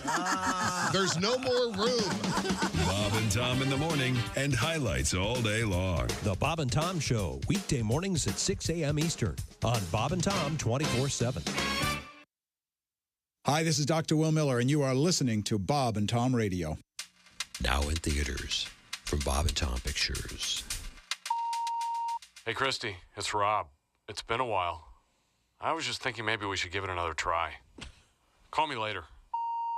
Christy, pick up. Hey, how you doing, girl? It's me. I'm back in town. Man, the West Coast sucked. Oh, come on, give me a call. Hi, Christy. Hey, it's me. Remember me? Hey, I was looking at some old pictures of that time back in Tuscaloosa. When, I'm sure you remember. I'll call me. From Bob and Tom Pictures, Christy Lee stars in The X-Men. Hey, Christy, it's your favorite drummer. I'm in town playing for a new band called Saber. Call me. Hey, Christy, it's me, Donnie Baker. Hey, I was cleaning out the boat and I found a pair of your, anyways, I think they're yours. Can we try it again, man? I got the motor fixed. I swear to God it works better. You ain't gonna have to row or nothing this time. On my pager. Christy Lee's X-Men, now showing every other weekend and Wednesdays if she's not too busy. The Essential Morning Radio. All day and all night. This is Bob and Tom Radio. It's time once again for people who suck at small talk. Hey, catch the big game last night? Well, what truly is a game when you really think about it? I mean, it's merely a struggle for conquest between competing rivals in a match to attain victory, so they can feel superior about a relatively inconsequential endeavor. Jeez, sorry I asked. Join us again next time for people who suck at small talk. Now, Dwight Slade is our guest. Now, Dwight is a very healthy guy, but you were saying that you had a colonic? I had a colonic. It's a water skiing accident that you do on purpose. This is where they fill your lower cavity with... Why don't you walk me through this? With water. Oh, no. Is there an audio component to this as the revealing is taking place? Like nothing I've ever heard. Yeah, they play this. There it goes now. Lord Coretta's a fine young comedian. Are you a health guy? You run, you look very slender. And I'm not a big health guy, although I'm healthy. I just had a complete physical, and unfortunately I'm at that age where you get the real intense physical. No, yeah. I hope I'm not sharing too much, but the doctor actually stuck a camera in my rectum. It wasn't part of any procedure. He just suspected that his nurse was stealing from him. Hi, this is Paul. And this is Storm. And we're Paul and Storm. Welcome back to the Bob and Tom Show. At the news desk, it's Christy Lee. There's Pat Godwin in the performance room. Hey, chick. There's Josh Arnold. Hello. There's Ace Cosby. Hey. I'm Chick McGee. And back to Tom Griswold. They ever call you J.A., Josh? Yeah, I did get J.A. every now and again. But all my brothers are J.A. My brothers and I, so it wouldn't be handy around the house. No. Could I be, let's see, J.M.A.? Did you ever get the... yeah, I could do that. I know your brother. I had him last year, and I don't want any trouble out of you, Josh. Well, unfortunately, my younger brothers got that mostly. Oh. Especially John. Because you blazed the trail? Because John's pretty quiet. Why are you so quiet? How come you're not as outgoing as your brother? And I know, the poor guy. I always felt bad when the teachers would treat him like he was going to be me. I don't like to talk when I'm burning a house down. Yeah. Really? I'm joking. Okay. What's that? What, have we missed anything in sports? Oh, if I may, speaking of my brothers, yesterday was Joey Wednesday's birthday. Joey Wednesday. Happy birthday. That's my youngest brother, JoJo. Joey. And what is he, 13? 14? He is 42. 42. Yes. So Did you have a big party? I know. I texted him. In a group text, no less. Nice. Thoughtful. Wow. Okay. No, Not this even is- a that's- face. no. Not even a FaceTime. No, this is okay. No, People it's who not. treat birthdays, Yeah, I'm with you on that. well, you know, you missed my birthday. Joe called me. He left me a drunken voicemail later in the day. Oh, I see. You can text me, but you're not going to call? I have it. Should have called him when you got up this morning. How Hey, you feeling, Joey? I'm up. How's it going? I got him some Can presents. we, Oh, nice. can we listen to that, or is it a personal? I'll see if I still have it. I want to hear it. That will be He's- funny. Stupid world Tom's not into it. record. A man from Wales has broken the Guinness World Record for the most rabbits tattooed on the body. Well, I can see your excitement and fervor to get to this world record, Tom. Rabbits. That's kinda what cool. it says. Cartoon rabbits or real rabbits? Well, now you're just splitting hairs. You're welcome, Josh. He's laughing like that's funny. Craig Evans was named the record holder with a total of 69. Yeah. Ooh. Unique rabbit designs on his body. The 42-year-old estimates that he spent almost $12,700 and around 125 hours getting the tattoos. All right. Evans said, I love the aesthetic of a rabbit. Oh, is that how he sounds? That's him. These are very I'm gonna look this delicately drawn Oh, look at that. cartoon rabbits. Delicately drawn. Yeah, they're. They're what By a drunken prisoner? They're not that nice. He looks like they're- my weird brother. They're like fine lined drawings. They're right up here if you want to look at them. Yikes. Yeah. Yeah, on YouTube. Huh. So you know, these guys. They're such cute creatures, Evans continues, and the juxtaposition of getting something so cute as a tattoo and me using a word like juxtaposition is usually renowned for being a tough person's thing. It's something I really like. So in other words, typically tattoos are barbed wire, tough stuff, and here he's got little rabbits. I wonder if he has any around the old bunghole. Probably.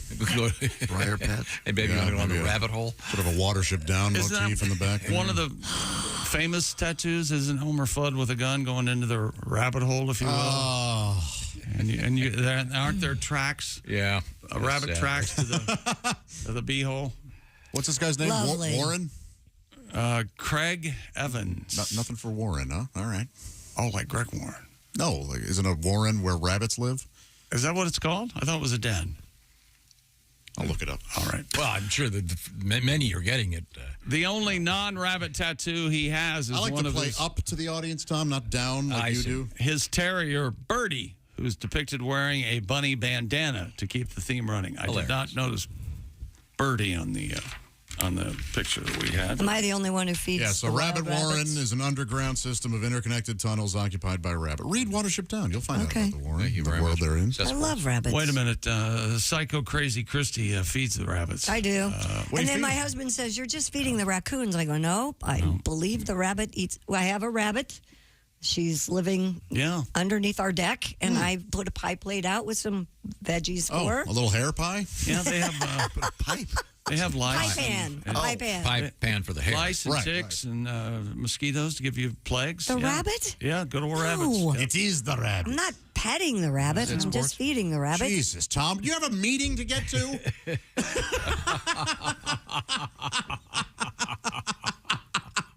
Yeah.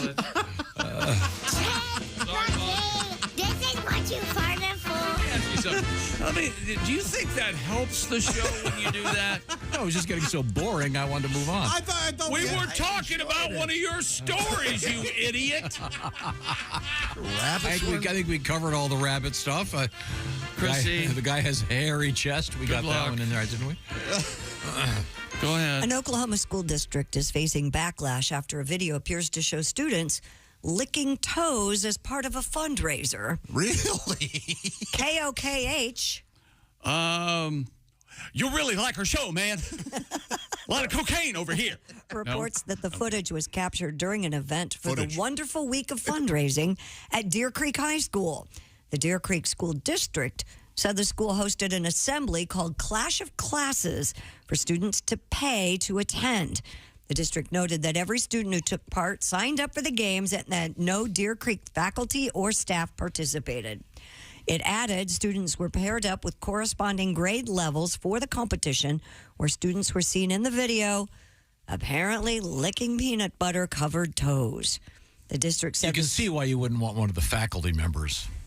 Yes, that'd be licking very the toes of a high problematic. schooler. Although I would like a quick look-see at the cell phone of the faculty member who thought of this.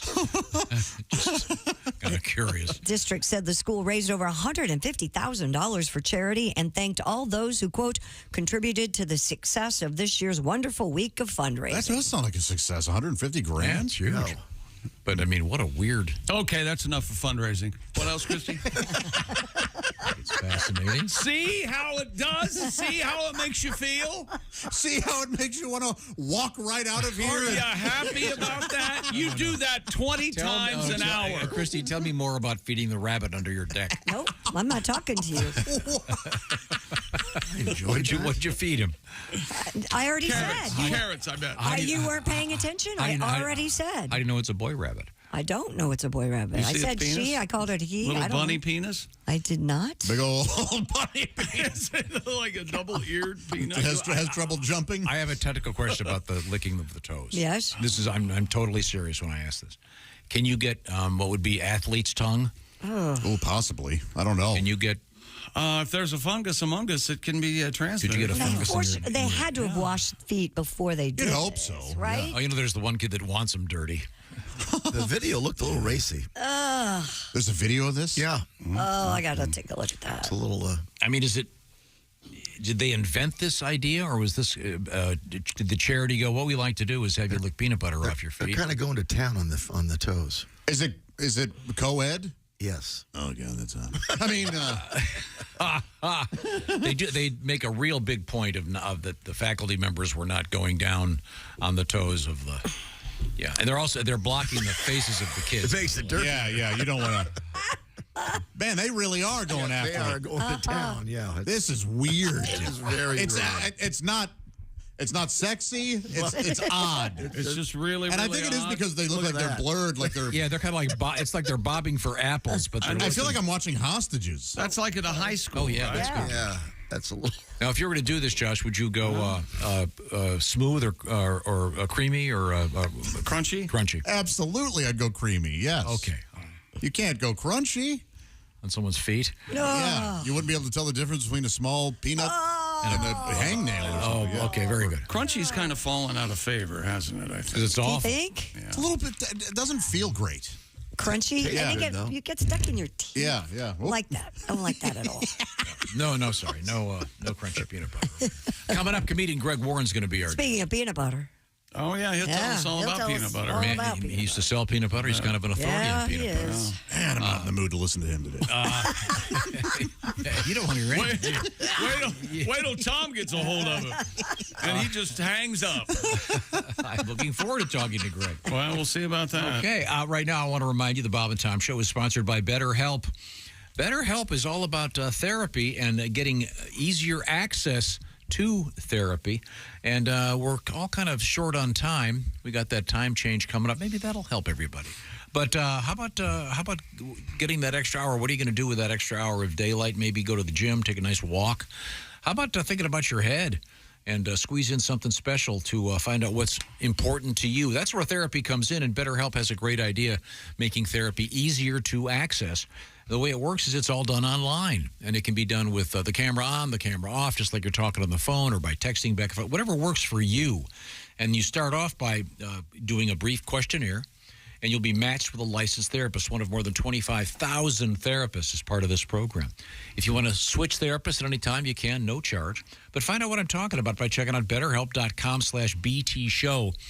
Once again, the /BT Show part will knock 10% off your first month. That's BetterHelp, H-E-L-P, BetterHelp.com/BT BetterHelp.com/BT Show. Learn to make time for what makes you happy with BetterHelp. And again, it's all about making it easy. You don't have to get in your car and drive to the office and sit there looking around. Oh, what am I doing? You just do it online. So find out what I'm talking about. Once again, BetterHelp.com/BT Show. Coming up, comedian Greg Warren. This is the Bob and Tom Show. You're listening to Bob and Tom Radio. 24/7. 24/7.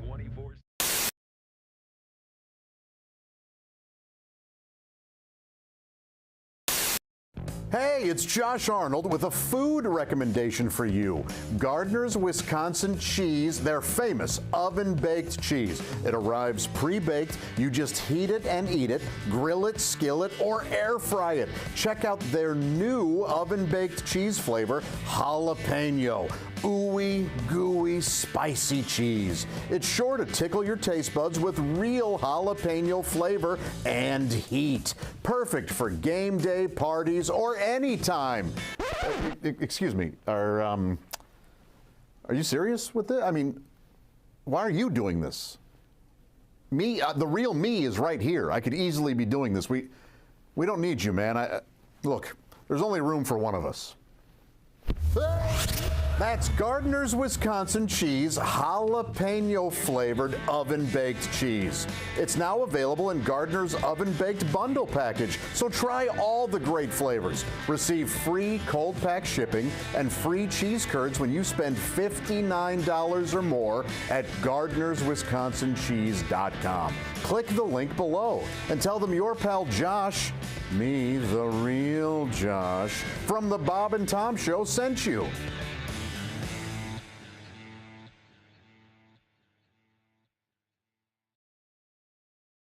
His work with Sticks, and he's going to be doing some solo stuff for us. Cool. Mm-hmm. We have a performance room right next to this room. You can see through the glass. There he is. Oh, yeah. Can you hear? Greg found all the drumsticks. Yeah, you need a couple more. Can you hear us? I'm back. All right. Okay. Can you hear me? Okay. All right. Hold on. Okay.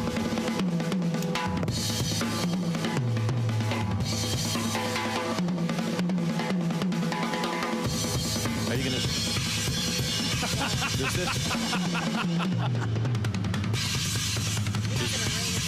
Is this...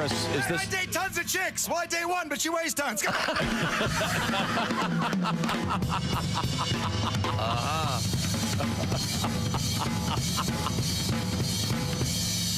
Take your top off. Hey, Christy, what's in the news? He likes those symbols. That's very nice. Is that song called "Take Your Top Off"? Yeah, that's my new tune. It's a big hit. I like that very Let me much. test you guys. You guys know music, right? All right. Yeah, sure. All right. Okay. What song is this? What song is this?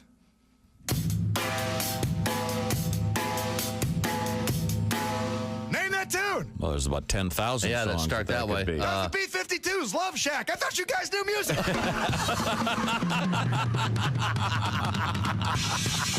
How about this one? Love Shack. Walk like an Egyptian. Come on! That was good. That was very nice. Can I do requests? Certainly. Can you do Mississippi Queen? Whoa, where's hold on. You need cowbell. Here we go. Come on. That's all I know. That was beautiful. You nailed it. Hey, wait. What about a Honky Tonk Women from the Stones? How's that go? No, you got to get the cowbell. You got to get. I thought you knew music. Come on. I didn't know you were going to spin it on me. There we go. That's not it. What's this? That's Mississippi Queen again. How about this song right here?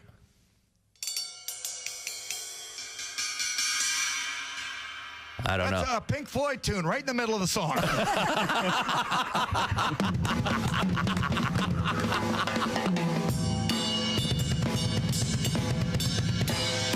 we go. A little power, a little thunder for you.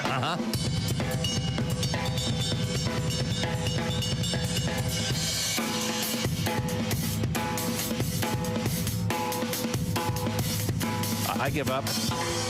What was that one? I know, it's just laying down some funk. Okay, what's going on? Lay it down. Greg Hahn is our guest.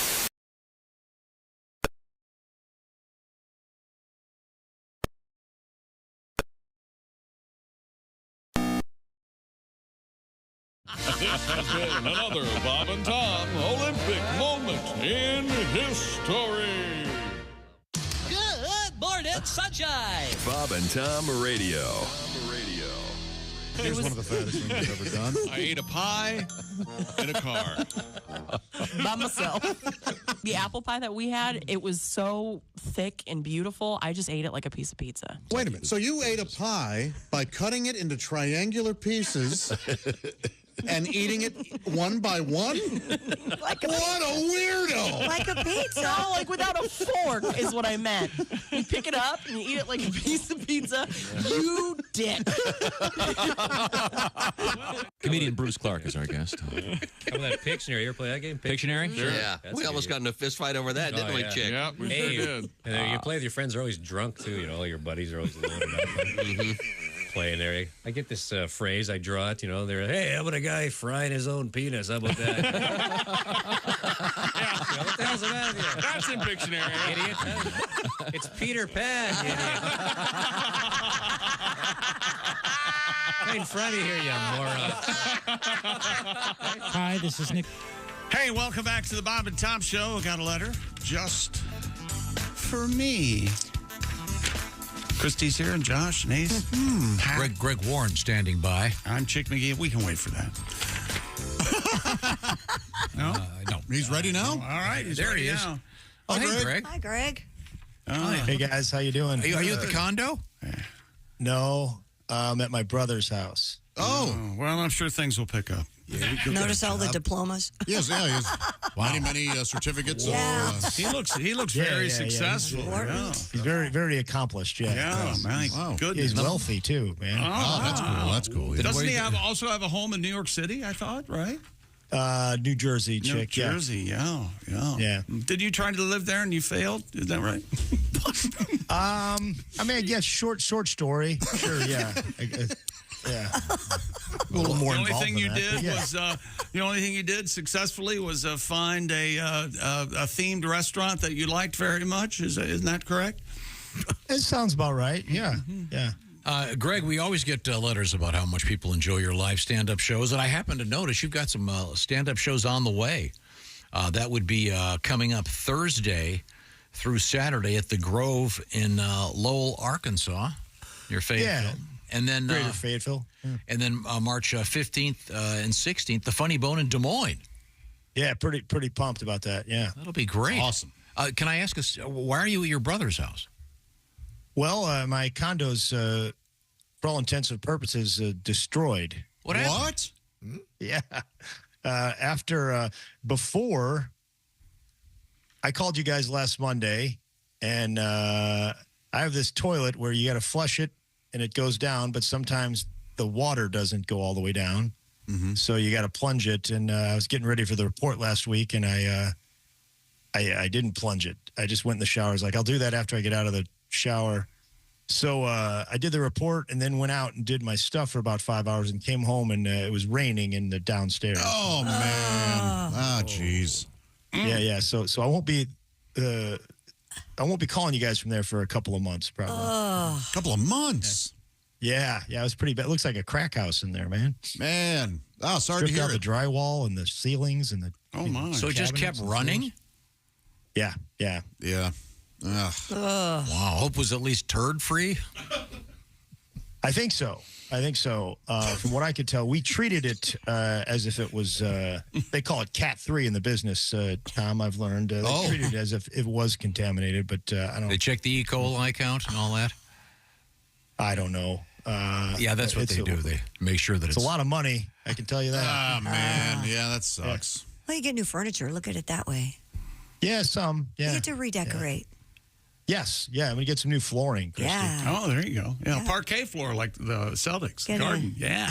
How about that? I like that. I like that, Chip. Yeah. Go with a nice wood look. You're a hockey fan. Maybe put ice down. Oh. There you go. That's practical. Well, I have a particular aversion to any sort of water, frozen or not, at this point. Wow. Oh, that sucks. Well, be sure to go see Greg at his gigs. Yeah. Help raise money for new furniture. So the whatever happened at your condo, one could make the connection that it was your fault. Oh, it was totally my fault. It was completely stupid. Yeah. Yeah, man. Those are the most. Thanks for pointing that out, though, Chick. Yeah, Chick's That's got to be. You know what I keep thinking is your brother would never do anything like that. No, he would know. He would have had that thing fixed. He would have had that toilet flushing properly, so you could walk away from it and not. No, it's tip top over here. Yeah. Yeah. Hey, number one, top drawer. Have you since at least had the toilet fixed so it won't do it again? Well, there is no toilet, Tom, as well as really nothing in that. So they had to gut it, huh? It's a floor. Yeah, yeah, a wooden floor. Okay, well, is that today's topic? No, something more uplifting than that. I wanted to talk about Ferris wheels, Tom. Oh, I'm a big fan. Oh, you know who's scared and upset about Ferris wheels? Who's that? Josh. I get scared on Doesn't him. like them. Me too. Me too, Josh. Okay. Yeah. It's a scary ride. The central character, of course, is George Ferris. Sure. Grew up in Galesburg, Illinois. Actually, right across the street from Bill Merry-Go-Round. No, who knew? Yeah. I thought it was Steve Tilt-A-Whirl. He's 2 blocks over, Chick. Okay, He's all right. A couple blocks over. The idea of 90 degrees and Yeah. that's it. Yeah. Full name, George Washington. A lot of pressure there. George Washington Gale Ferris Jr. Whoa. Before we get to Ferris wheels, I wanted to ask you guys, who's your favorite junior? Oh, man. Hank Jr.? Yeah. Hank's in my Dale top Jr.? 10. Hank Jr., huh? Robert Downey Jr.'s in my top 10. Oh, very good. Yeah. He's your top one, Josh? He's in my top 10, yeah. I would have thought Whopper Jr., but that's my top 3. Wait a minute. All is forgiven. Wait. Carl's Jr. So now you think I Junior like Mint. the junior? I hate the smaller one. Now Greg is piling on. Thank you, Greg. Junior Mint is definitely in my top 10. Oh. Yeah, Junior Mint's good. I mean, I got to say, Ray Parker Jr., that was a brave man. He was wasn't afraid of anything. I mean, the guy that stole the theme to Ghostbusters? He certainly wasn't afraid of Huey Lewis. No. Plagiarism. I believe there was a very large check written to Mr. Lewis. Do you guys know Walker, that he's pretty cool. Marlon Brando's a junior? Is he? Is that right? Yeah, that's what he says. Mickey Rourke's a junior. Snoop Dogg is a junior.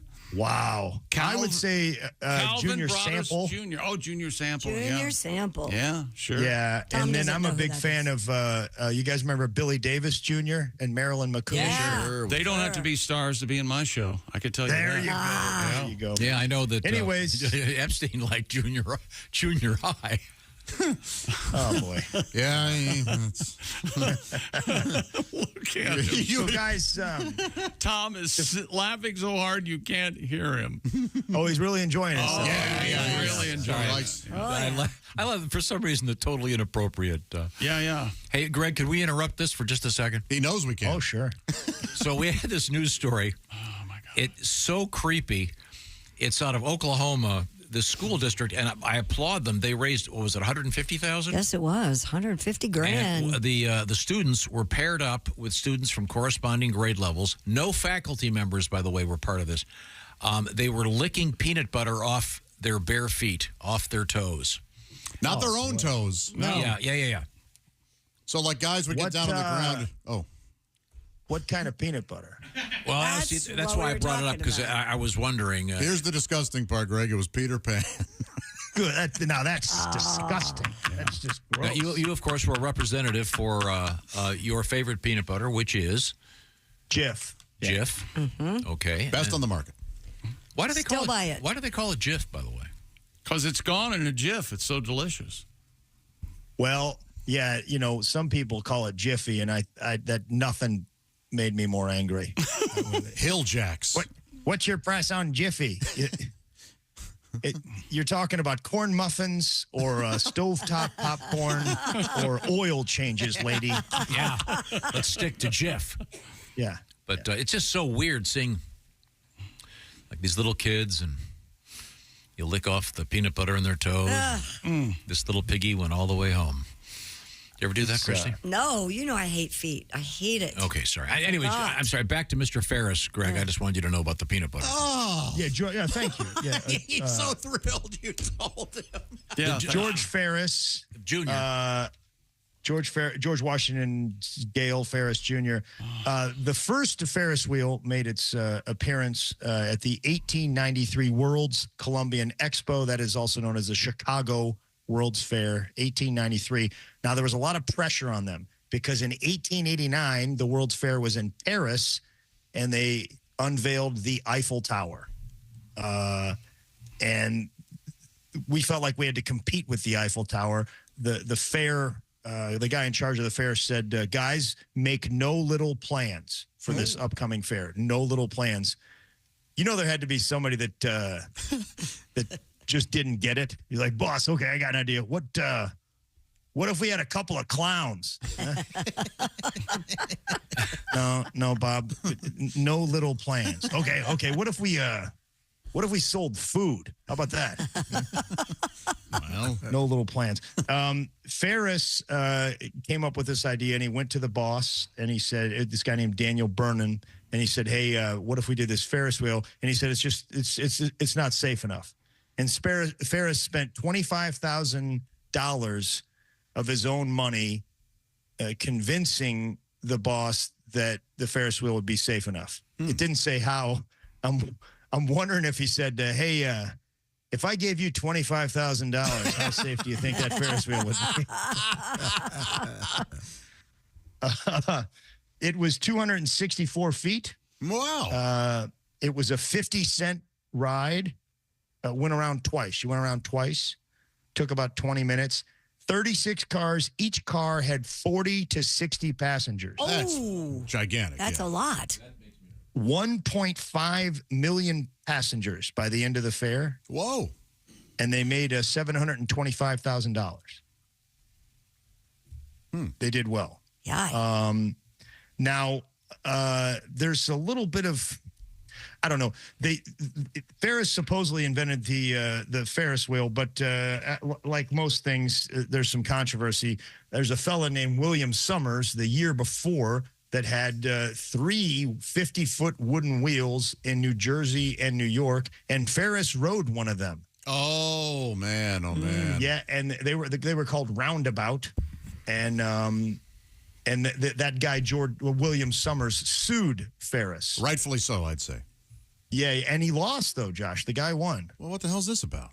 I don't know. I'll trust the courts. It seems a little bit like a McDonald's situation to me. Yeah. maybe the sticking point in the case is well you stole Roundabout from the band Yes. Yeah. My chronology may be a little bit out of order there, guys. Ferris State, by the way, you guys heard of Ferris State? Tom, you sure have, haven't you? Yeah. Detroit. Up in Michigan. Is that named after Mr. Ferris? Not at all. It's after Woodbridge and Helen Ferris. I always assumed that place was a trade school for carnies. There's nothing like April and Ferris. Yeah. I majored in Get Your Weight. April and Ferris. We'll always have Ferris. We'll always have Ferris. Took me a second on that. If there isn't a sweatshirt that says "We'll always have Ferris," then it would say alumni. That's really good. That is good. Robert Downey February Jr. I'm sorry, 14th, back to your junior question. Sorry. Sure. Robert Downey Jr. Yeah, I mentioned him. I'm sorry. Academy Award possibility, right? Sure. Yeah. One could say he's the favorite. Really? Okay. Yeah. What do you do? Another Iron Man? Oppenheimer. Yeah. He was Iron Man in Oppenheimer. Iron Man is. And they shot the bomb at him and melted him. Yes. Yes. It just happened to be in Hiroshima. Whoops, bad timing. Iron Man's melted. Son of a gun. February 14th, National Ferris Wheel Day. Oh, it's Valentine's we missed Day. it. Exactly, Christy. That's why I'm never riding another Ferris wheel. These morons were too stupid and too arrogant to think they could compete with Valentine's Day. And also, why would you do it in the winter? Yeah, nobody rides a Ferris wheel. Aren't most Ferris wheels, depending on It's a what summer thing. the climate is? Tom, interestingly enough, that Ferris wheel that was in the World's Fair was built in a Chicago winter. How about that? And it sounds like it was closed. Like the cars may have been closed in. Walls and stuff. Oh, wow. Well, I'm sorry. I should know that, guys. Again, Tom doesn't give me a huge research budget here. But, and then he heckles you when What if we saw a team of people scrambling behind Greg? Hey, were there walls on that thing? Somebody find out if there are walls or somebody's getting fired. All I know is Clean out your desk. I know your brother's very successful, but apparently not from reading books. That bookshelf behind you is completely empty. A little light, yeah. Oh, it's a little light, says God. Maybe get some fake books or something so people think there's he's read one. books down there on the bottom. I think. Plenty of books. There's a lot of empty space there. It looks like they were enclosed, like little building types. Yeah. Yeah. All right. My computer is setting on top of a set of Harry Potter books. I'm assuming those are my nieces, but those are great books. I'm a big fan. Yeah. So when the Ferris wheel wasn't there the first day of the fair. Oh. It was like a month and a half into the fair. That's when they brought out the Ferris wheel, which sounds a lot like every contractor I know. Like, oh, no, man. You said the fair. You didn't say the start of the fair. It's here for the fair. That's right. It was huge. Massive. It was very big. It's massive. But unlike the Eiffel Tower, they took it down. Yeah, they demolished it after. I think it's better than the Eiffel Tower. No, they didn't. They didn't? They moved it over, Christy, to Clark Street in Chicago. Mm-hmm. And then 8 years later, it went to the World's Fair in St. Louis, the 1904 World's Fair. Ah. Now, Greg, is this the purported buried Ferris wheel? Yeah, have you ever heard that they buried a Ferris wheel in Forest Park in St. Louis or something that was part of the 1904? According to this, it says the remains of the Ferris wheel used at the 1904 World's Fair after demolition. Mm-hmm. So they must have torn demolished. it down. Yeah, it was demolished. Gotcha. They used 200 pounds of dynamite to demolish it. Ooh. And in attendance that day was Jimmy Walker's great-great-grandfather. Really? Is that right? Yeah. Well, I'm surprised by that for a few reasons. I'm going to pay him $1,000. How many greats was that in there? Wow. How does that even make the footnote? How weird. It was a joke, Tom. Yeah, it's not true. Jimmy Dynamite. Walker's catchphrase. Oh, sorry. It's been all morning like this, Greg. Yeah. Then he gets mad at us because we don't get it. Sorry, I'm not up to speed on my bad 70s stuff. That's a fabulous show. Christy, yes, sir. What's the you were talking about big? What's the biggest Ferris wheel in the world today? Today, is it the one in London? I don't know. No. Oh. It's a little controversy here. The one in Dubai is overwhelmingly the biggest, 820 feet. Whoa! Yes, but it's not in operation. It's not working. It did for a while. Number 2, Vegas, the High Roller. Oh, really? It's that 550 feet. Yeah, outside the link. I've never been on that. Have you, Josh? I haven't. No. I'm very scared. We should go. We should, go, man. I'll do it if you do it, Greg. I'll do it. 28 cabins. Each cabin holds 44 guests over there at the link. My goodness. I don't want to be in a cabin with 44 people. That's supposed to be open air, isn't that the whole thing? Well, and they closed the one up at Navy Pier, too. That kind of bummed me out. They made it into those little cabins instead of having it open they air. had to put bulletproof glass around. Just hang your head out the window. Chicago is a tough town these days. Greg Warren, by the way, this week, the Greg Warren I Need New Furniture Fund will be getting seeded. If you're at the Grove in Lowell, Arkansas, Fayetteville, that's coming up this Thursday, Friday, and Saturday for some great live stand-up comedy. And then Friday, March 15th and Saturday the 16th, the Funny Bone in Des Moines, one of the great clubs. And you can see Mr. Greg Warren live in person. I promise you'll have a great time. We always get love letters from people who have seen Greg. Good luck. Thanks, guys. Need any furniture? Maybe I can ship you some stuff. I got some stuff. A couple things in my basement. I think we're a couple months off from the furniture stage. I think I got to get a floor and a ceiling. Need some drywall stilts? Yes, I need some. Wait a minute. You're going to have to live with your obviously way more successful brother for a couple of months? Yeah, it seems like that. It's going to be chilly in that shadow, Greg. Does he have a family? Yeah, he does. Yeah. Are you sleeping in a room that has like one of those boat beds with Star Wars sheets? What an imposition! Yeah, it's a race car, Tom. Pat, what's your point? What an imposition on his brother's family. Yeah. They'll say, "Sure, Greg, you're my brother. It's fine," but they don't mean it. Do you bitch your brother about the quality of the iced tea that he makes? You know, Stacy, this is really great ice. Greg Warren is one of the funniest guys out there. Be sure to look at his very fine television work, which is floating around in the ether out there. I highly recommend Where the Field Corn Grows and The Salesman. But go see Greg in person. He's great. Thank you, Greg. Bye, Greg. See you, Greg. Bye, guys. Love you, man.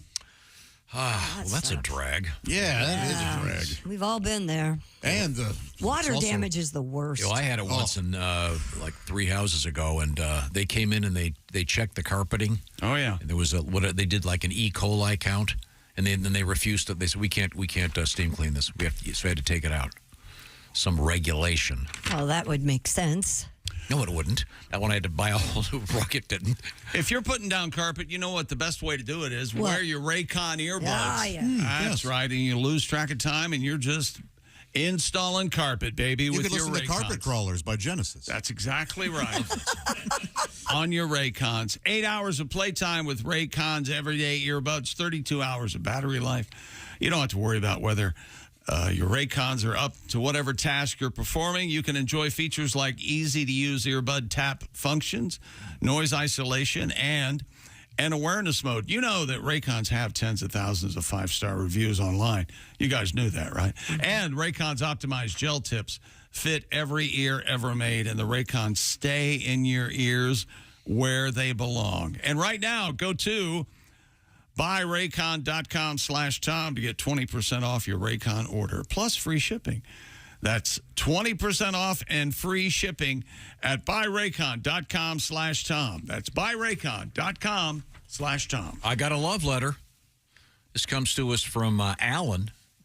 He goes, Dear Head Cases and Christy, thank you, Chick, for the Raycon earbuds. You're welcome, Alan. I have purchased 3 pairs in the last couple of years. Whoa. I drive an Amish construction crew around. I listen to the show in my left ear. Huh. I don't know why. Just the one. He goes, by the way, the show does sound better with Raycon earbuds. There you go. Thank you. Well, thank you, Alan. Try to tell you. And good luck with the Amish dudes. I guess you're their connection to electrical power and gasoline power. We're coming right back with what, Christy Lee? Coming right back, we have swords in a high school fight, and we have some interesting things found in a patient's intestines. Well. This is the Bob and Tom Show. Just got to get a hold of us. Call.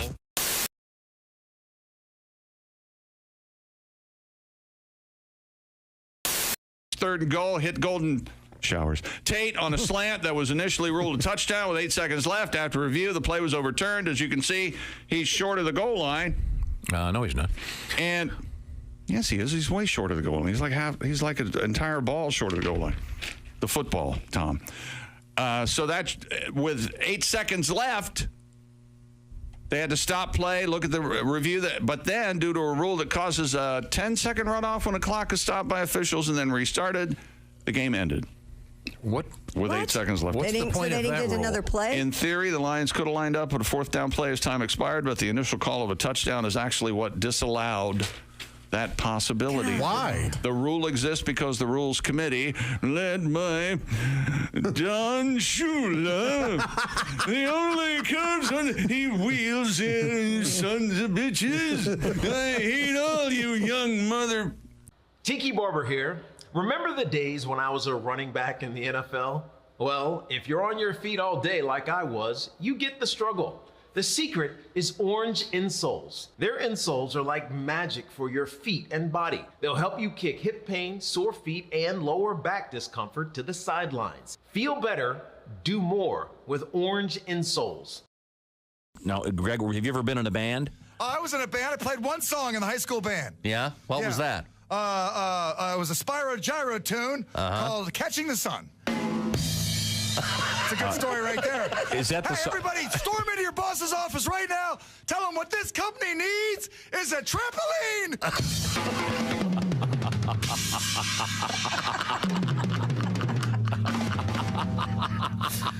Oh. Now, have you ever considered incorporating the drums into your act? Maybe you could tell one of your stories or jokes and then do a quick rim shot? Yeah, I'll do that sometime. Sure, Okay, sure. sure. Mm-hmm. Maybe we could try it with one of your. Do you remember your suggestions for excuses for being late to work? Sorry I'm late, boss. I hate it here, so what's the rush?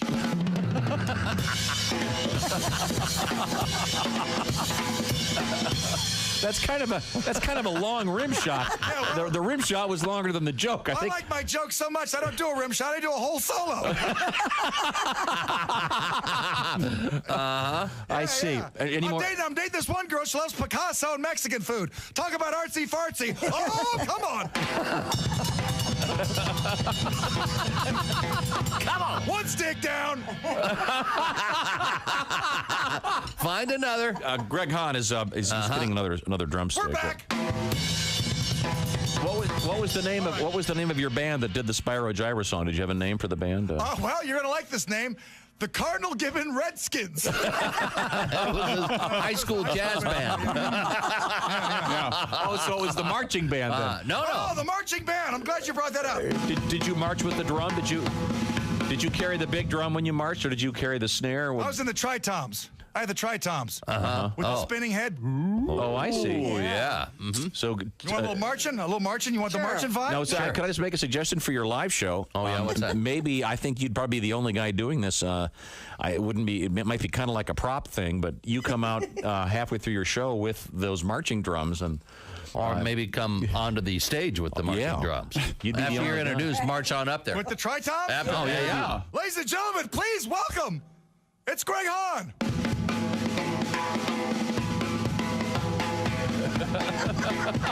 The crowd's going wild. I can hear them.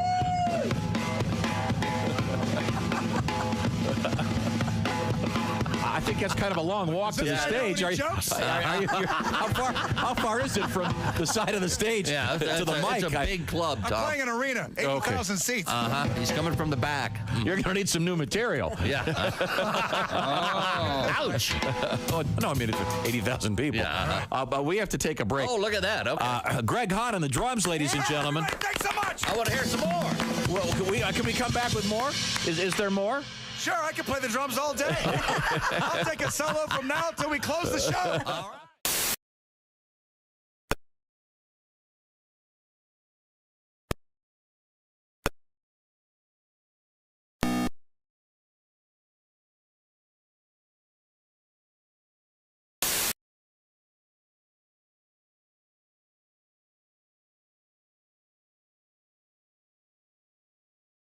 We'll take you to DeLand, Florida, to tell you the story of Maggie Kunter and the mouse who ran up her leg and frightened her so badly she ran out of her house just before it mysteriously exploded.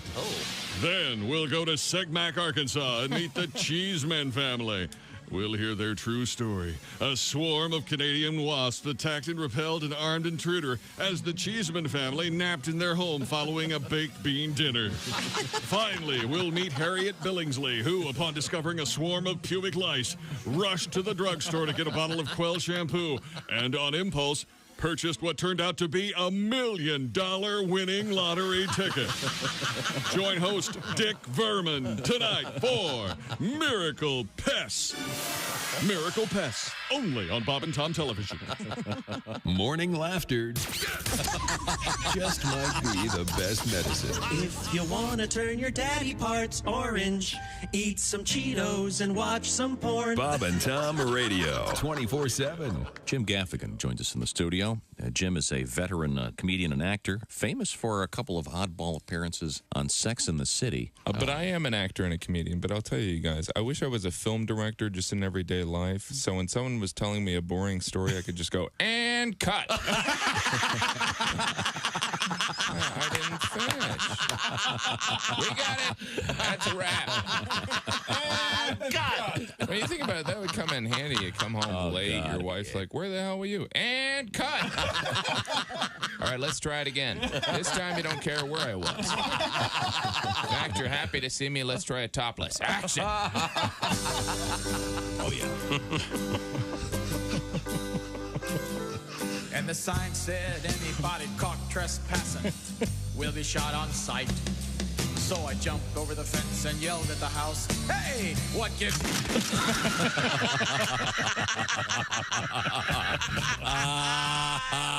Hey, this is Mike Birbiglia. And why? Welcome back to the Bob and Tom Show. We're all here. Yes. I'd like to thank Greg Warren for stopping by. Man, is he funny. He's a good guy. Yeah, he is. He's a great guy. I just feel bad because I've had One of our favorites. water damage. And he's got water damage in his condo. That just sucks. Yeah, but of course we pointed out that he pretty much has to rebuild his home. Yeah. But we pointed out Greg was imposing on his brother by Yes. staying with him. Uh-huh. That's got to be horrible for his brother and his family. Comedically, it was the way to go. Yeah, I think it was absolutely the way to go. Dear Chick, this email starts. You are truly America's sweetheart, John says. Aw. I wanted everyone to know the quality and sincerity of a Chick McGee cameo video. Oh, is that right? My dad's birthday was coming up, and I thought of no better present than for Chick to wish him a happy birthday. I sent it off, I did, and boy, what I got back was way more than I expected. Thank you, Chick. You did not fail to deliver. I only regret I didn't request Chick to be in his new robe and nothing else. Oh. Signed, John. P.S. Thanks for all the laughs and blatant hostility. There you go. We should point out that you do not have the robe yet. No, it's supposed to be delivered today, though. I'm very excited. So what I think you should do is when that... Do you still have that guy's information? Could you send him another cameo one? in the robe? Well, For a but... the Chickster needs the Chick McGee is a product. It's the only product I have. You mean a brand? Yes. Like Coca-Cola. I am in the Chick McGee business. Or Preparation H. It's a brand. And if he'd like to fork over some money, I will do the cameo in my robe, recklessly open to my navel. Oh, okay. Show him a little bit of the chest hair. Hey, ladies, how's it going? No, we do that for anybody. If our friend in Alabama wants that, will you? You mean Frank? Frank's money's green. I've taken care of Frank. Don't worry about Frank. Oh, good. Yeah, I'm going to take care of Frank. All right. Well, let's move forward here. We have Christy Lee taking care of the news at the news desk. Christy, what's happening? A lawsuit filed in New Mexico claims an Albuquerque teacher brought swords to school and instructed her students to fight one another in the classroom. All right. It's not Walter White, is it? No. Albuquerque? This was a woman. According to the suit, the lady told students she had a surprise that day. We're going to fight. And brought out 2 swords.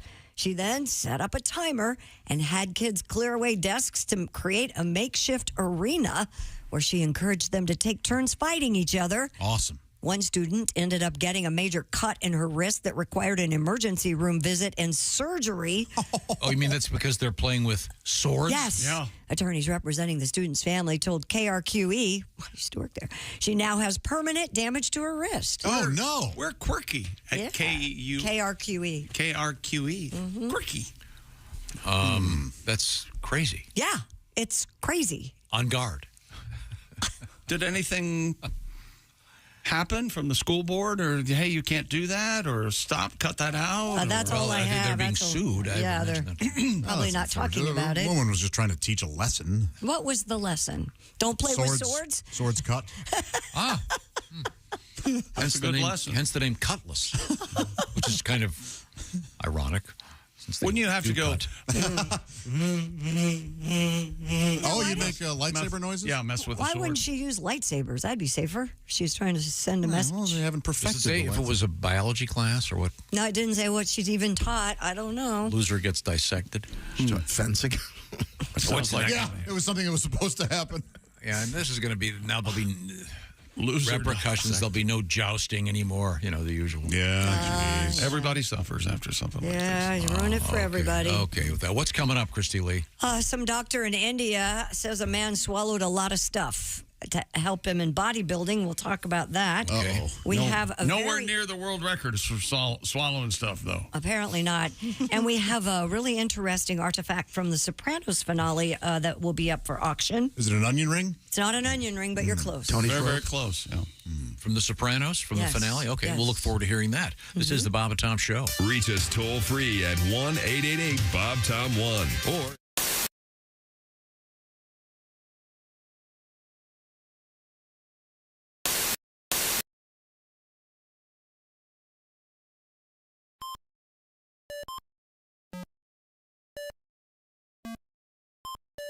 Hey, did you enjoy those videos played in that break?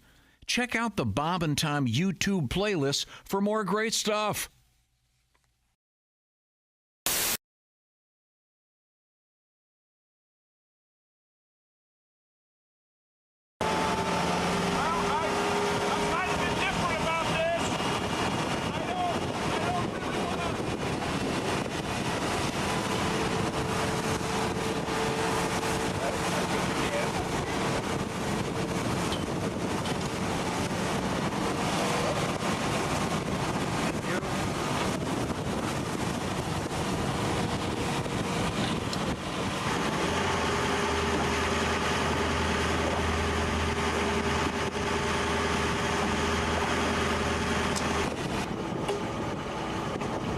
I think we should dip him, right? Oh, definitely. Are we gonna dip You gotta him? dip him. Yep.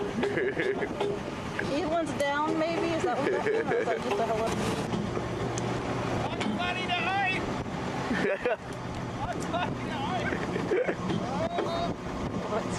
Bugs Bunny to oi. There he goes.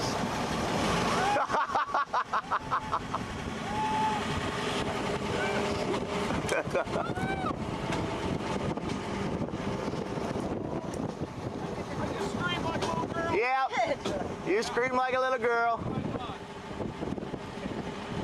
Scream like a junior high girl.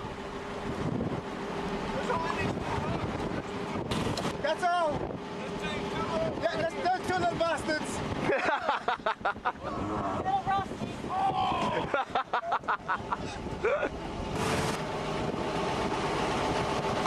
Now, before we let you in, I got a couple of questions I need answered. That was unbelievable. Thank you, my friend. That was incredible. Yay! Thank you, sir. I knew they were at the bottom of it. Well, I made it. It's really, yeah. You can't stop staring at those two little. There's two hooks. And that's, so you want to hang on to something.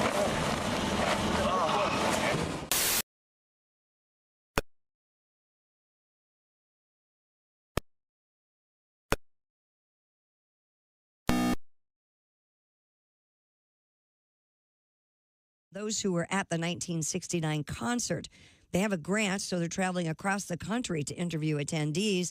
Recently, they were in Florida. They'll head to Boston and then New York City in early April. And you know, there must have been some serious money involved to get Rihanna to perform her first concert in 8 years at your private party. Billionaire industrialist Mukesh Ambani, Asia's richest man, hired Rihanna to perform at a small Indian city this past weekend in honor of his son's wedding, which is not even until July. The guest list included Bill Gates, Ivanka Trump, and Mark Zuckerberg. And Dune Part 2 expected to be so big at the movie theaters this weekend, no other major films were released. Boy, it came through. $81.5 million at the box office in U.S. and Canada, the first big movie hit of the year. The rest of the top five, well, Bob Marley, One Love, second, Ordinary Angels, third, Madam Web, fourth, and The Chosen in at number 5.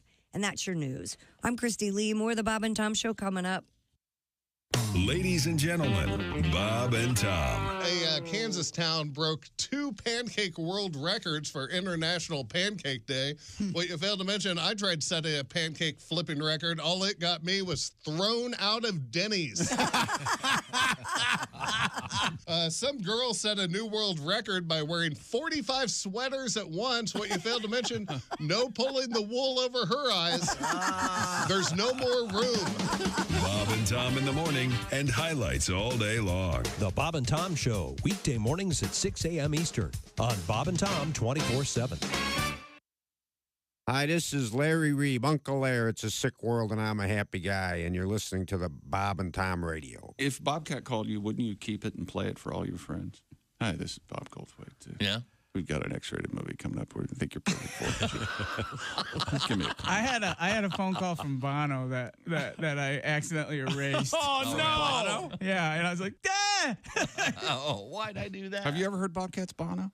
I haven't. I can't do it, but yeah. I bet you can enough to make us go, oh, my God. No, but so he called. You mean he heard you doing your Bono and he called you? Yeah, he was very nice. And then I saw him. I was at Dodger Stadium. Or no, I can't remember what stadium it was. It was very, and he and I met him, and I'm in the, like the stadium doorway, and he said some very sweet things and very kind, and we talked back and forth, and it was just him and I and one other person, and he starts walking out to do his concert, and he turns around and he takes off those, the fly sunglasses, and he goes, "Hey, Bobcat," and he throws them to me, and I catch him, and I go, "Thanks, Mean Joe." I knew that was coming. And he goes, "What?" What? Yeah. I'm going, oh man, that's one of my best riffs ever. Falling on his deaf Gaelic ears. Yeah. Bob and Tom, 24/7. Oh, yeah. Yeah. You just ruined it. Pizza Hut, apparently, is going to start delivering cold beer along with their food. No kidding. Why? They started the testing beer delivery program in Phoenix, Arizona. And it passed with flying colors. Yeah, everyone did. Yeah. So how do you prove that you're of illegal age? The company told Fortune magazine it plans to expand that. I'd like a large pizza, please. And 40 beers. When grandfather dies, life will be strange. When grandfather dies, my whole world will change. When grandfather dies, I'll scream and I'll yell, 'cause I'll be rich as hell. And then I figured I didn't need to write anymore. Hi, this is Kostaki. Win tickets, you could be a winner. Hey, welcome back to the Bob and Tom Show at the news desk. It's Christy Lee. Hi. There's Pat Godwin in the performance room. Hey, chick. He's got a song for us. No. Really? Yeah. There's Josh Arnold. Hello. Ace Cosby. Hey. I'm Chick McGee, and here's Tom. And I think we're going to be joined by Reno. There he is. It's Reno Collier with that familiar. Good morning, my friends. The familiar blue lamp. Yes. Yeah, man, you love that thing. Well, no, Looks like something my grandmother had. Sorry. That is quite a lamp. Yeah. Oh, your grandmother had a lamp made out of the. Bad taste? Yes, she did. No. Oh, jeez. I get Christy. My wife's going to give No. You forget yourself, madam. I'm sorry. If you turn it upside down, it looks kind of like one of those hot water bottles, No, it doesn't. Sure it does. The point is, Reno, we're glad that you're actually home. We just spoke to Greg. Yeah, me too, buddy. Greg Warren, and his house got flooded, so he's at his brother's house. What are they, just wrestling each other, playing the flute? Yeah. Now, if your home were to get flooded, where would you go live? Dude, I don't even want to think about that. Where would I go live? Probably a boat. I don't know. Why would you ask such a question? I don't know. My brain just went into do I even have flood insurance? Yeah, this could be a good reminder for. No, I'm just curious. I know where I'd go. Where would you go? We have various friends that I think would, but me, I'd want to go to a hotel. Well, I don't like staying at other people's houses. Oh, you had to stay at someone else's house recently, yeah. That was rough. Would you go move in with Godwin and we could have cameras set up? Oh my God. Welcome.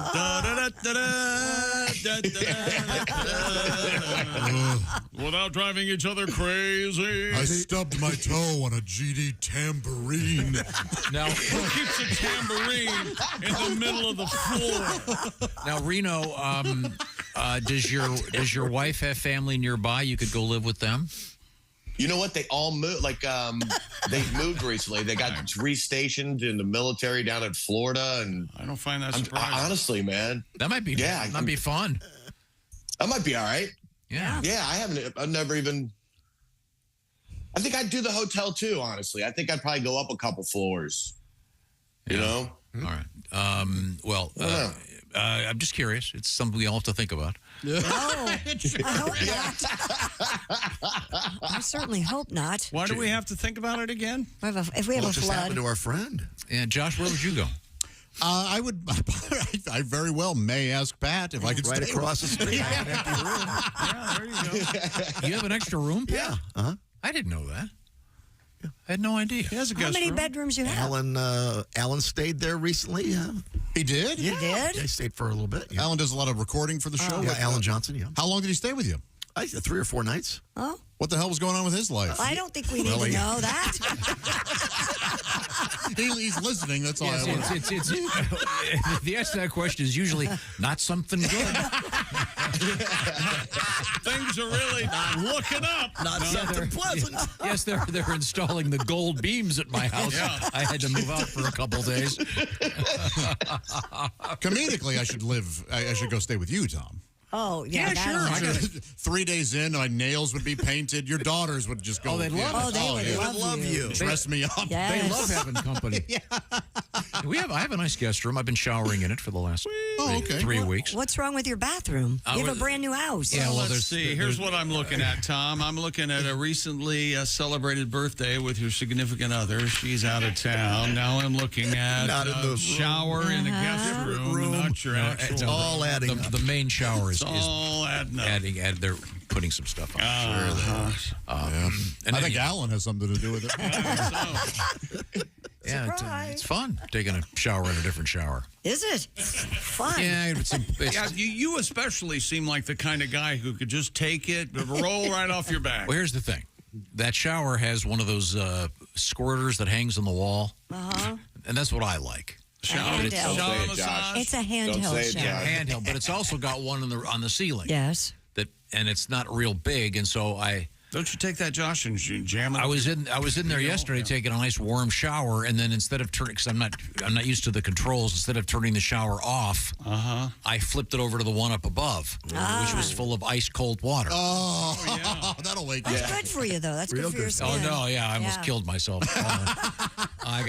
Because all these showers these days are so complicated. Oh, they're yeah, when you get to be Remember that hotel? Fancy and rich. That hotel in Cincinnati. That hotel in Cincinnati was so kind. I had to call someone from the front desk. Remember this? Of course yes. you did. Tell me how to turn the GD thing on. It's because you're not really that smart.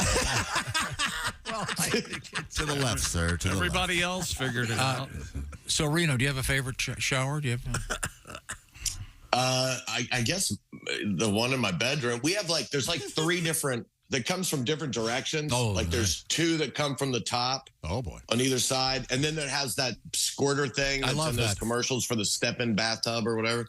I love the squirter thing. It's not a step-in bathtub, but it has the same, whatever you got. Squirter doesn't sound right, it's but called a handheld. Handheld shower. Thank you, Christy. Mm-hmm. Thank you. You're welcome, dear. Just remember when you're using those, if you shift to the other one, you got to let that water warm up before it cascades in your head and back. That's right. Yeah. Okay. So, that's right. Okay. Now, what's on your mind, Reno? What's going on today? Well, I've got a country fried take. I've gone down a little bit of a. Go ahead and take a drink. I'll just read it to you. I'll read it to you. I got to wet my whistle there, John. Sure. Yeah. Can't just start spouting this stuff out with a dry tongue. So I've recently gotten sucked down the rabbit hole of podcasts and documentaries on near-death experiences. Have you guys watched any of these things? Wow. Yeah, they're nuts, man. So Now, from the moment we're born, there are two things that are definite. Epstein didn't kill himself. I'm sorry, I cannot let that go. And death. Now, in our society, death is treated as a scary thing that we try to avoid thinking about for ourselves, and we're crushed when it happens to someone else. So I dug into and researched what people say happened to them when they died and came back. Now, according to studies, 1 in 25 people have had a near-death experience. That blew me away. I had no idea it was that much. And I was shocked at what they found. So the overwhelming evidence is that we have a spirit, consciousness, soul, whatever you want to call it, in all of us. And this is not necessarily a religious thing because the studies cover people from all over the world. So I guess all that stuff I heard as a kid, like only people at First Baptist Church on South Main go to heaven. So unless you want to burn in the fiery pits of hell, bring a covered dish and come drink a big bowl of ginger ale with sherbet floating in it. Our sermon will be on the demon seed Kevin Bacon and how his movie Footloose caused teenage pregnancy. Oh, wow. It's made me reevaluate all those things. So there's a center at the University of Virginia that has cataloged tens of thousands of these near-death experiences. Their consensus is that at death, the spirit leaves the body, literally. People used to think they were hallucinations that moment, but they now have had too many examples of people's brain having zero function and being literally dead at the time. So many in the study were able to tell the doctors exactly what instruments they used on them during their operations and even conversations that were going on while they were literally digging around in their head.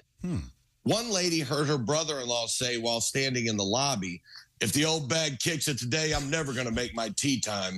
Oh, my God. Wow.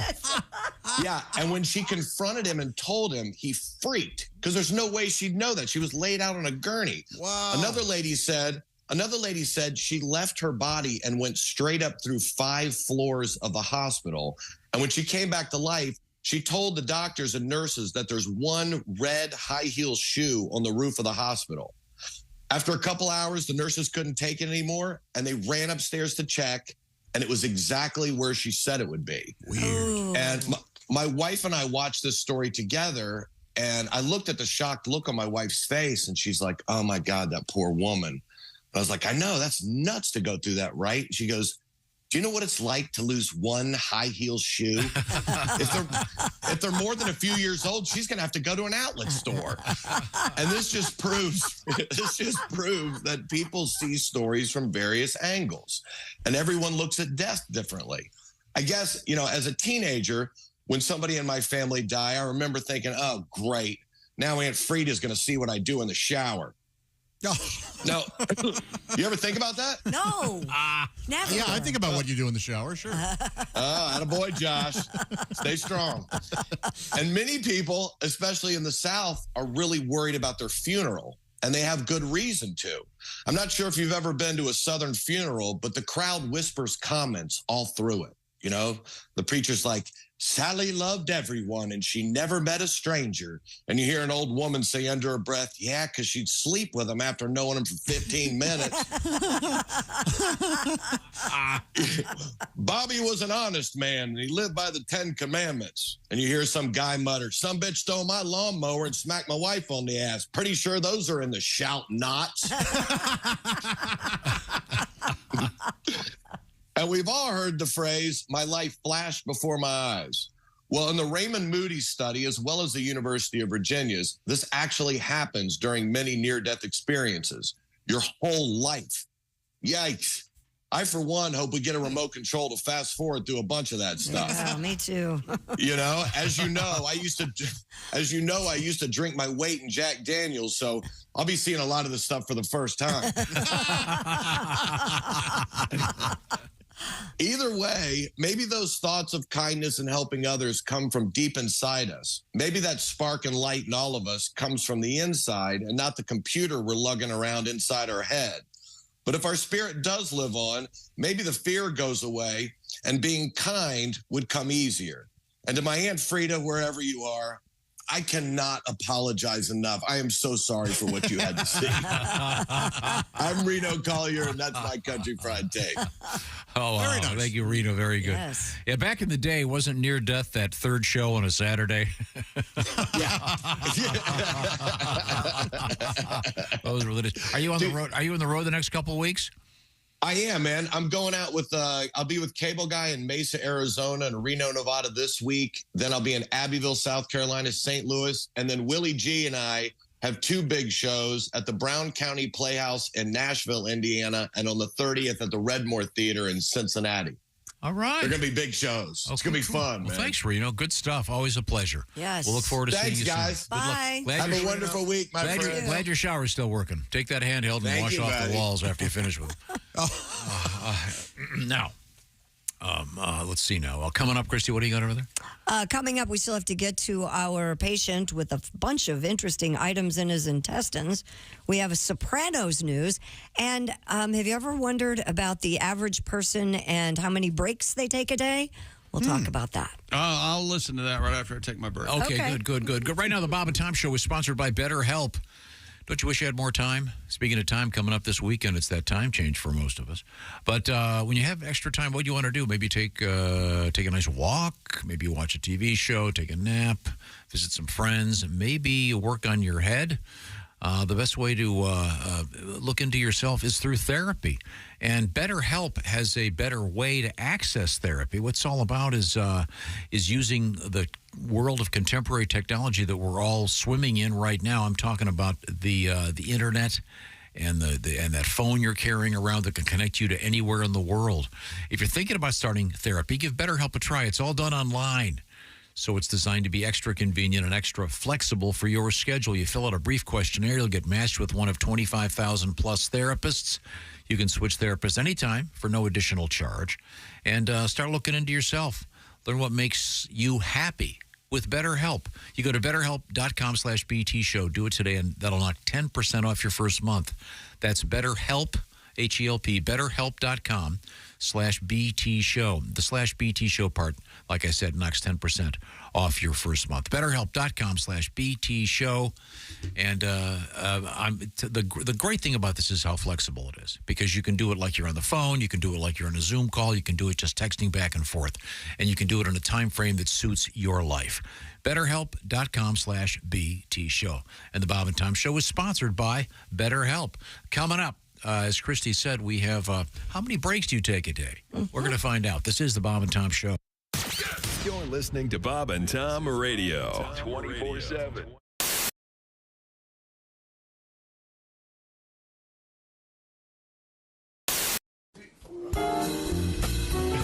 Well, looks like we got dumped. No. Is there anything you'd like to say to them? Well, our girls have left us, so I'd like to say just one thing. Oh, yeah. Baby, blow me. Oh, a kiss as you're leaving. Blow me. Oh, a kiss right now. 'Cause if you're gonna leave me, honey, I will surely miss the way you blow me. Oh, blow me a kiss. Come on and blow, blow, blow, blow me. A kiss like you mean it. Blow me. A kiss right now. I really can't remember anything as hard as this. So blow me. Blow me a kiss. Wow. Some things in life are hard to swallow. She couldn't take it all, Dean. She couldn't handle everything. Who could? But if she comes back tomorrow, I'll be shooting my wad on flowers and the rain, honey. Blow me. A kiss as you're leaving, baby. Blow me. Oh, a kiss as you go. And always think about me as you're going down your list. And blow me. Blow me a kiss. I'll miss her arms and her elbows. I'll miss her arms and her elbows. I'll miss her legs so tall. Yeah, I'll miss her legs so tall. I'll miss her neck and her shoulders. Yes, sir. But I'll miss her head most of all. Rock out, fellas. Swinging, Allie.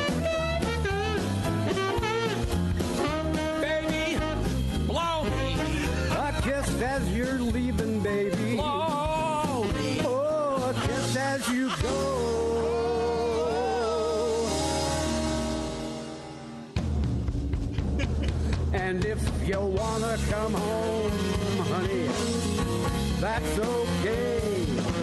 Just grab a hold of this and baby, blow me. Baby, won't you blow me? Blow me a kiss. Oh, I've been smelling. Oh, Sally. I'll miss your arms and your elbows. The Bob and Tom Band and Orchestra. Amazing. Thank you, Dean. Thank you, Jerry. Oh, that's fantastic.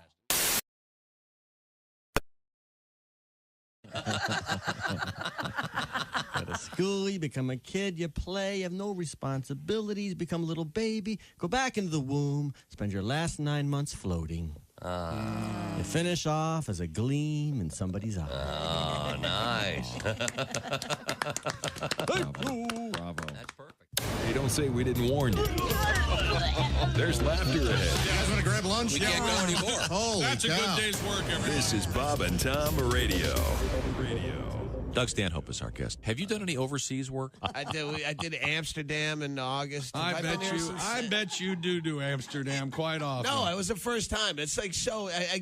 Everyone says, "Oh, Stanhope, Amsterdam, Stanhope." That's right up your at, and it was like so overrated. Yeah.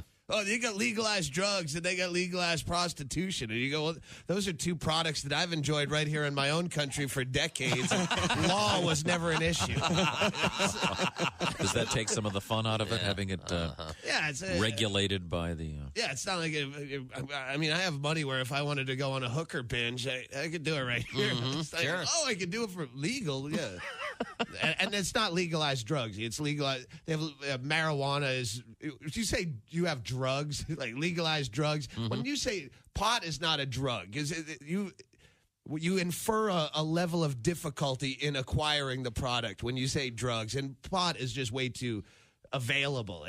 It's easier to get high than it is to get alcohol. You can get pot after 2 a.m. You can't call your friend at 4:30 in the morning going, "Hey man, can I borrow like 4 beers?" Can't wake your friends up for that. But yeah, pot is to narcotics what herpes is to social diseases. It doesn't even count because it's too easy to get and it's not even really dangerous. Yeah. Call me when you get the hard stuff. Doug. You guys can't see the camera, but Christy just I have very like she was small getting ready to hands. eat a giant Subway sandwich. Right. Yeah, by the way, 60 Christy, degree I angle. think maybe the reason it's been a while since you had a date is if that's your standard, we're going to need a horse. No. Oh, my gosh. No. Did you see her hands? Yeah, she does very well for herself. She was holding a about to football. drop whatever she was imagining because the grasp was so wide. I was thinking of a sausage roll. Yeah. Well, Not okay. a penis. Well, all right. Show us how you hold the penis. Do the penis hold, Christy. Now we're going to get arrested again. Stop it. Depends on if it's one hand or two.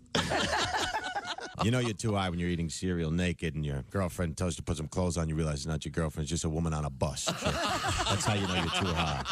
Hey, this is Larry the Cable Guy, and you're listening to Bob and Tom.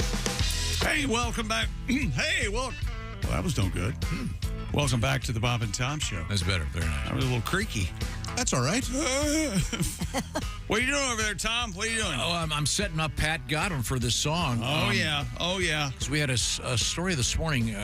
Joey Logano with the World of NASCAR allegedly had they describe it as an amphibian-like glove. They do describe it as amphibian. And it's like a webbed glove. And the allegation is, it's apparently illegal. He was holding it up and Could it really cutting make down, that much of a difference? cutting down on the I mean, if it's an amphibious airflow glove, he can wear it on his left and his right hand, right? Ah, very good, very good. That's Here's the thing, though. What if his actual human hands are gloves and his amphibian hands are his true hands? Has anyone looked into this? He's half lizard, half NASCAR driver. In any event, he's accused of cheating. He was fined $10,000. And now that reminded Pat of this news story. You remember Hans Niemann? Oh yeah, was accused of cheating on in a Cup match in the world of chess. And it was openly speculated that he had used... We're getting very close to this is the story we've mentioned the most in the history of this I agree. Well, I just think it's, the lengths people go to cheat. He's accused of allegedly using vibrating anal beads to gain an edge over another player. And that caused him to say, "Ich divine Pussenschaft." Well, I mean, you'd have to learn like Morse code rectally. I don't know. Well, you can. It's all dots and dashes. But still, I mean, I learned Morse code. I couldn't tell you what it is now, but. Dot, dash, SOS. Not alone with your anus. You think you could tell, though, if it was... Sure. In your... Like against your rectal walls? Absolutely. Wow. Yeah. Okay. Well, anyways, Pat, you asked me if you could play this song on this topic. I love this song. Who's that? I don't know. Just let me sing the damn song. Just let me sing the damn song. He's got all this time to make up a fake name. You can't do it like... I can't follow your audio. How about auto-jaculate? Watch, I can't follow your audio. No. How about Bruno Stiffen? Shafton. That works for me. Okay. My name is Bruno Stiffen. Anal beads, anal beads. Every chess match I need you. Small and white, not tonight. Beads will be mocha in no time. No. If I am stumped, move them to and fro. Feed me moves discreetly. Anal beads in too far. I need a ride to the ER. Bruno Manstiffen. Very nice, Bruno. Totally totally worth the wait. Bruno Futzenheimen? Okay. Which actually leads to the ER in this story, where doctors say a man swallowed nearly 80 coins and magnets in India, believing they would help him in bodybuilding. Well, the 26-year-old. And I bet you these coins are magnetic, too, not like ours. The 26-year-old went to a hospital in New Delhi for reported vomiting, abdominal pain, and an inability to eat for 20 days. The man said he believed zinc helps him in bodybuilding, and by eating the magnets, he could absorb more zinc from the coins. You can get that get that from a nice apothecary.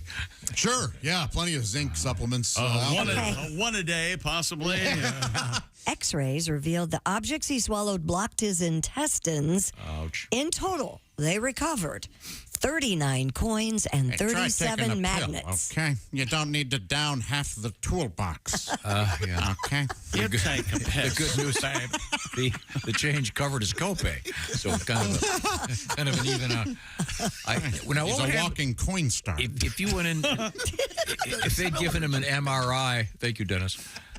Would the coins have flown out of his body and killed They could have. I mean, magnets as well. They were magnets, yes. Wow. Yes. Ooh, that would be...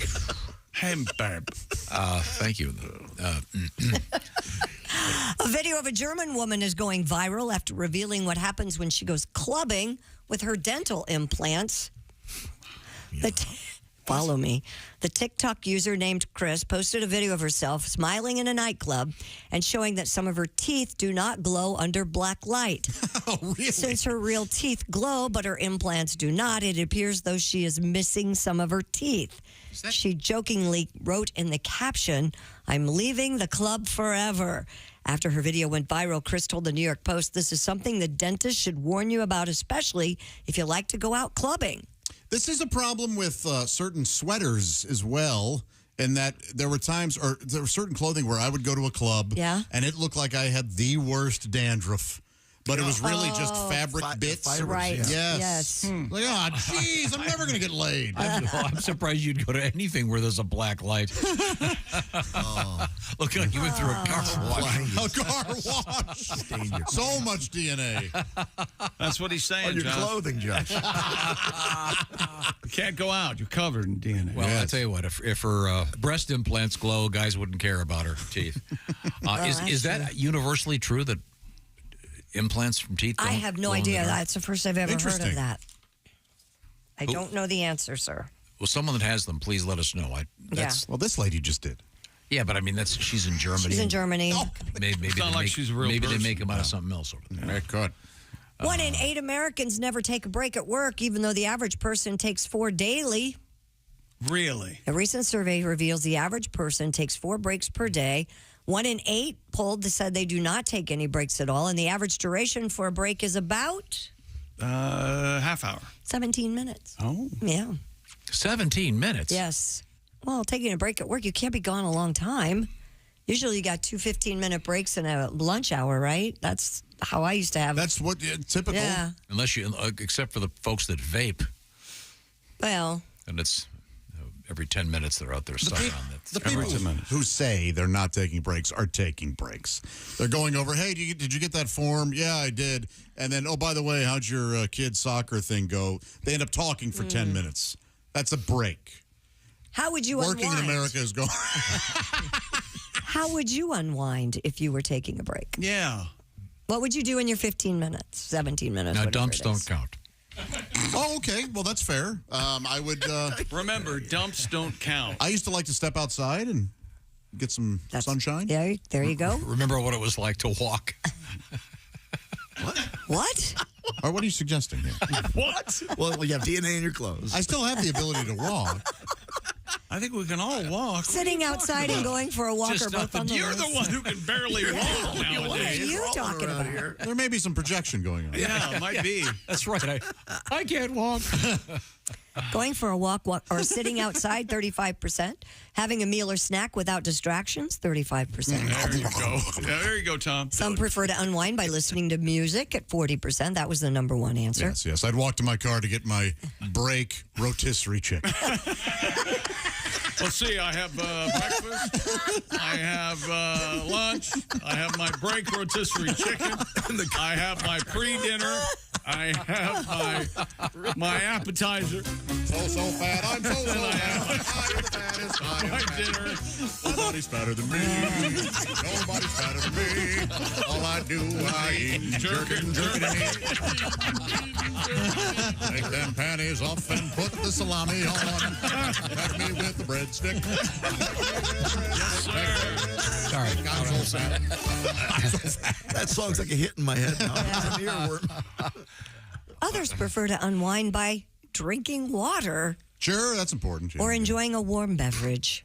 Just like What I is did this, on the Reader's last break. Digest? People like to have a I enjoy a warm beverage. Do you remember? I like to sip my tea. But do you remember back in the day, and in this building, I know for sure, there were people would arrive here that didn't smoke. Then they would notice all the smokers taking these constant breaks. All of a sudden, they'd pick up the habit. Yeah. So they could go stand in front of the building and. Yeah. For those who don't take breaks, here are the barriers. The number one, 55% say they feel overwhelmed and don't have time to break. I don't even want to talk to those, let's face it, women. I'm over. It's always women at work who are overwhelmed. Is that right? Right. Oh, I have so much to do. Do you, or are you just Being dramatic? there's a tad bit.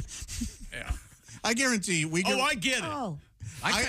Nobody wants to talk about this, but if we get rid of women in the workforce, productivity goes up 80%. No one wants to talk about it. Do you have the music for Josh? Josh Arnold. I have no doubt in my mind. I'm not saying women don't belong in the workforce because men need something to look at, but you're really laying this on thick now. Tripling down. I got. What is wrong with him? Christy, you're not here in the mornings. We do this show in 3 hours. Fair enough. When you're I'll here, leave. it takes 4. Okay. 30% said the inability to quiet the mind was the reason they couldn't take a break. And then 30% also said losing track of time interfered with a break. So. I'd like to know what serious surgeons do when they have to. Do they like pull away for 5 minutes just to clear their head? I bet. Sure. Especially in one of those 6 to 8 hour surgeries that they do. Yeah, you have to wonder. They have music in the room a lot of times. Yeah. Do They listen to this show sometimes. Do they have a guy that comes in with one of those water squirters like they have in the NFL, and the doctor opens his mouth, they squirt in the Gatorade?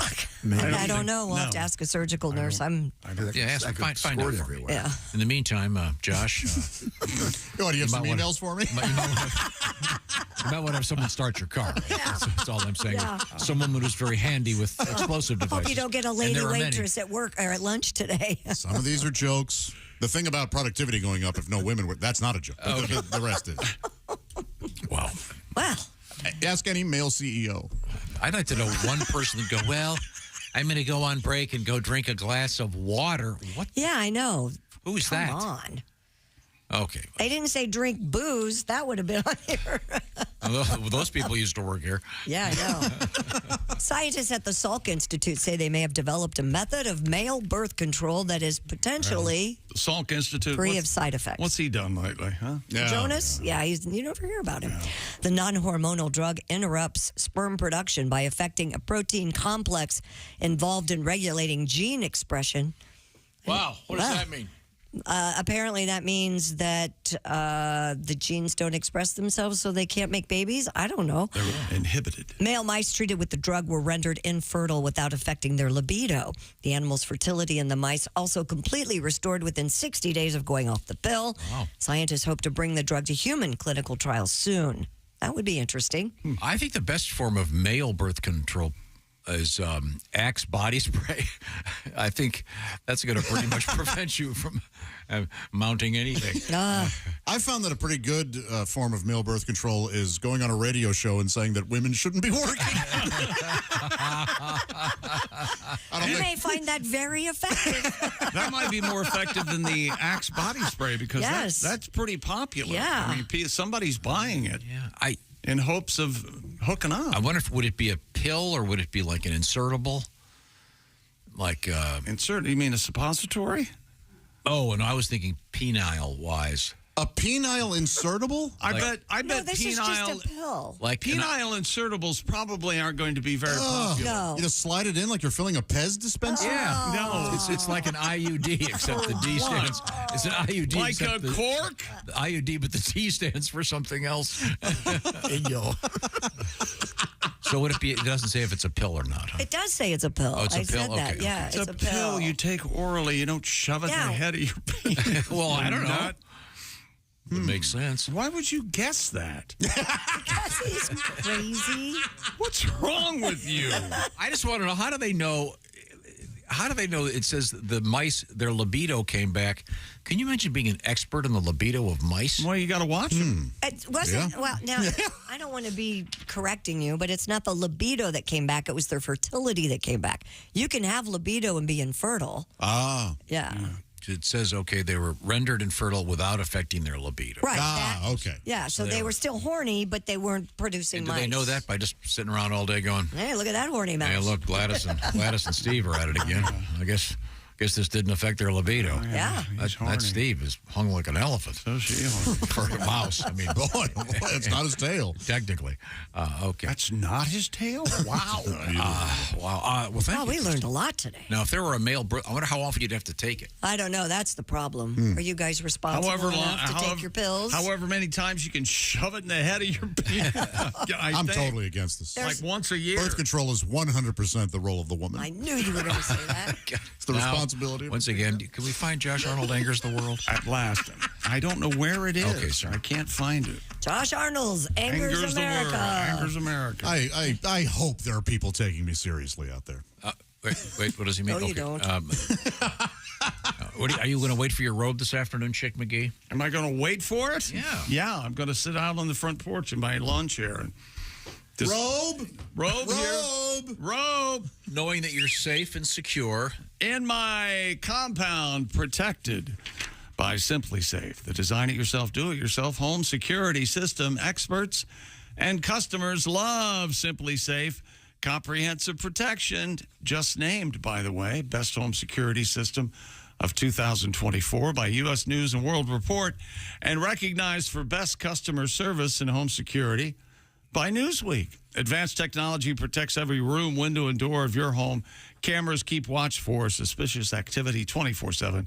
Backed by professional monitoring around the clock for less than $1 a day. There's no long-term contract ever. You'll get the emergency response you need at half the cost of traditional home security. It's easy to install a system yourself or have their professionals do it. Sure, they can do that. And you can test it out yourself with SimpliSafe's 60-day risk-free trial. If you don't love your system, return it for a full refund. Protect your home today. And yes, we have a deal for you. Bob and Tom Show listeners get a special 20% off any new SimpliSafe system when you sign up for Fast Protect monitoring. Just visit simplysafetom.com. That's simplysafetom.com. Remember, there's no safe like SimpliSafe. Thank you, Chick McGee. Coming up, we have your history lesson. This is the Bob and Tom Show. Add to or continue the conversation. Check out the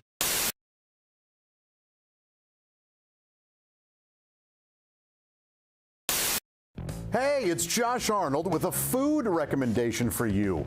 Gardner's Wisconsin cheese, their famous oven-baked cheese. It arrives pre-baked. You just heat it and eat it, grill it, skillet, or air fry it. Check out their new oven-baked cheese flavor, jalapeno. Ooey, gooey, spicy cheese. It's sure to tickle your taste buds with real jalapeno flavor and heat. Perfect for game day, parties, or any time. Excuse me, are you serious with it? I mean, why are you doing this? Me, the real me is right here. I could easily be doing this. We don't need you, man. Look, there's only room for one of us. That's Gardner's Wisconsin cheese, jalapeno flavored oven-baked cheese.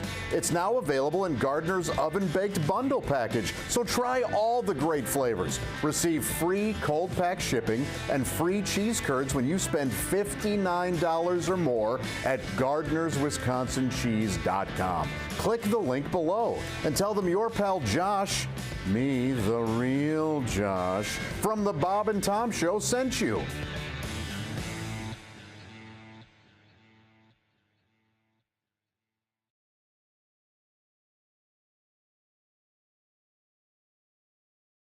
I think you're supposed to put it in. It's a concept.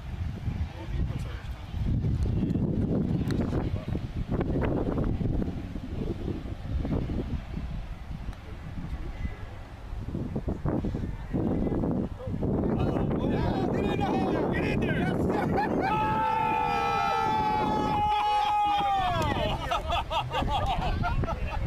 Unbelievable! Candy, that's the best bump we've had all day. Not even a putt. Congratulations. Tom, quickly, Tom. How does it feel? My God. What is that, 80 feet? My God.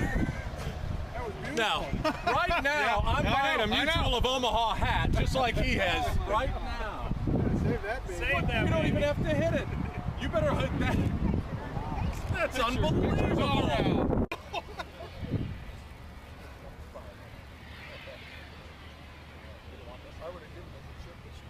No, give me. You don't have to put the ball right on the marker.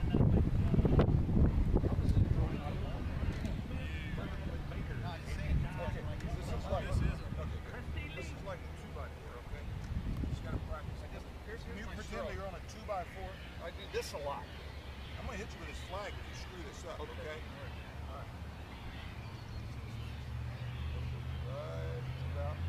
Right about there. And just straight down the 2x4. Keep it on the board. There should be. Yes! Money! We gotta get a picture of this, Tony. I'm nervous. Same people.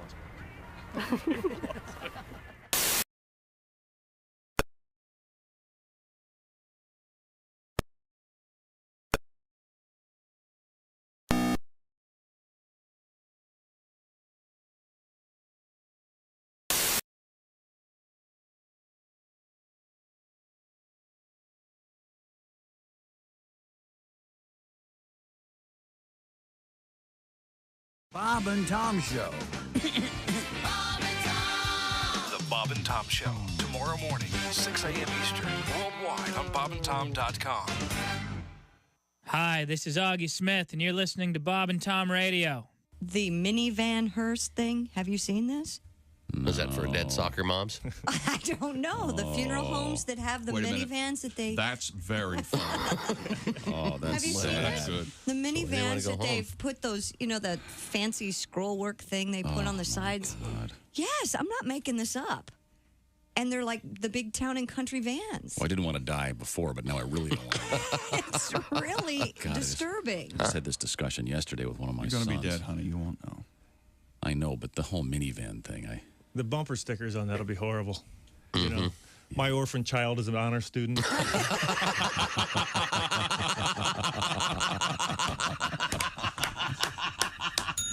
Beautifully done. Hi, this is Andy Kindler, and this is a different register in my voice. And you're listening to Bob and Tom Radio.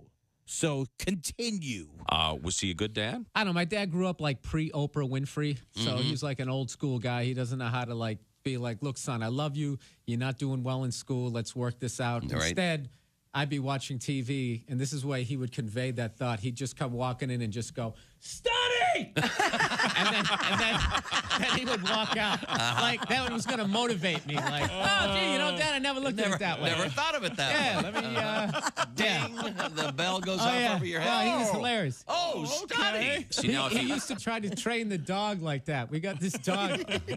He was like trying to teach him how to sit, and it's like he's starting off calm. Like the first few minutes, he'd just be going, all right, sit. Come on, sit. Sit down. And like literally 5 minutes later, he's just like, you're going to get over there. You're going to sit down. The dog's literally like, you know, walking in circles, peeing on the rug. Like, okay, I don't know what you want, but I know I'm not doing it. So what else is in your room? I have dogs playing poker. I have 3 of the dogs playing poker on the wall. You have dogs playing poker on the wall? The big velvet The painting? Is it a Not tapestry? The velvet. They're not velvet. Is it no. a tapestry? I do have dogs playing poker, a tapestry, one of them, but no, they're not the tapestry. The tapestry that I gave you of my face? It has actually, my comforter. I have that. That's in my living room. Can I tell you this, honestly? In all truth, my comforter is at the dry cleaners right now, and your tapestry is on my bed right now. I slept underneath it last night. Is he facing up or down? He's facing down. I've never slept better. man. Really? You're listening to Bob and Tom Radio.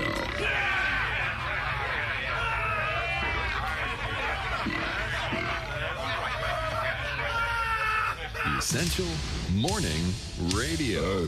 This is Bob and Tom Radio. Welcome back to the Bob and Tom Show.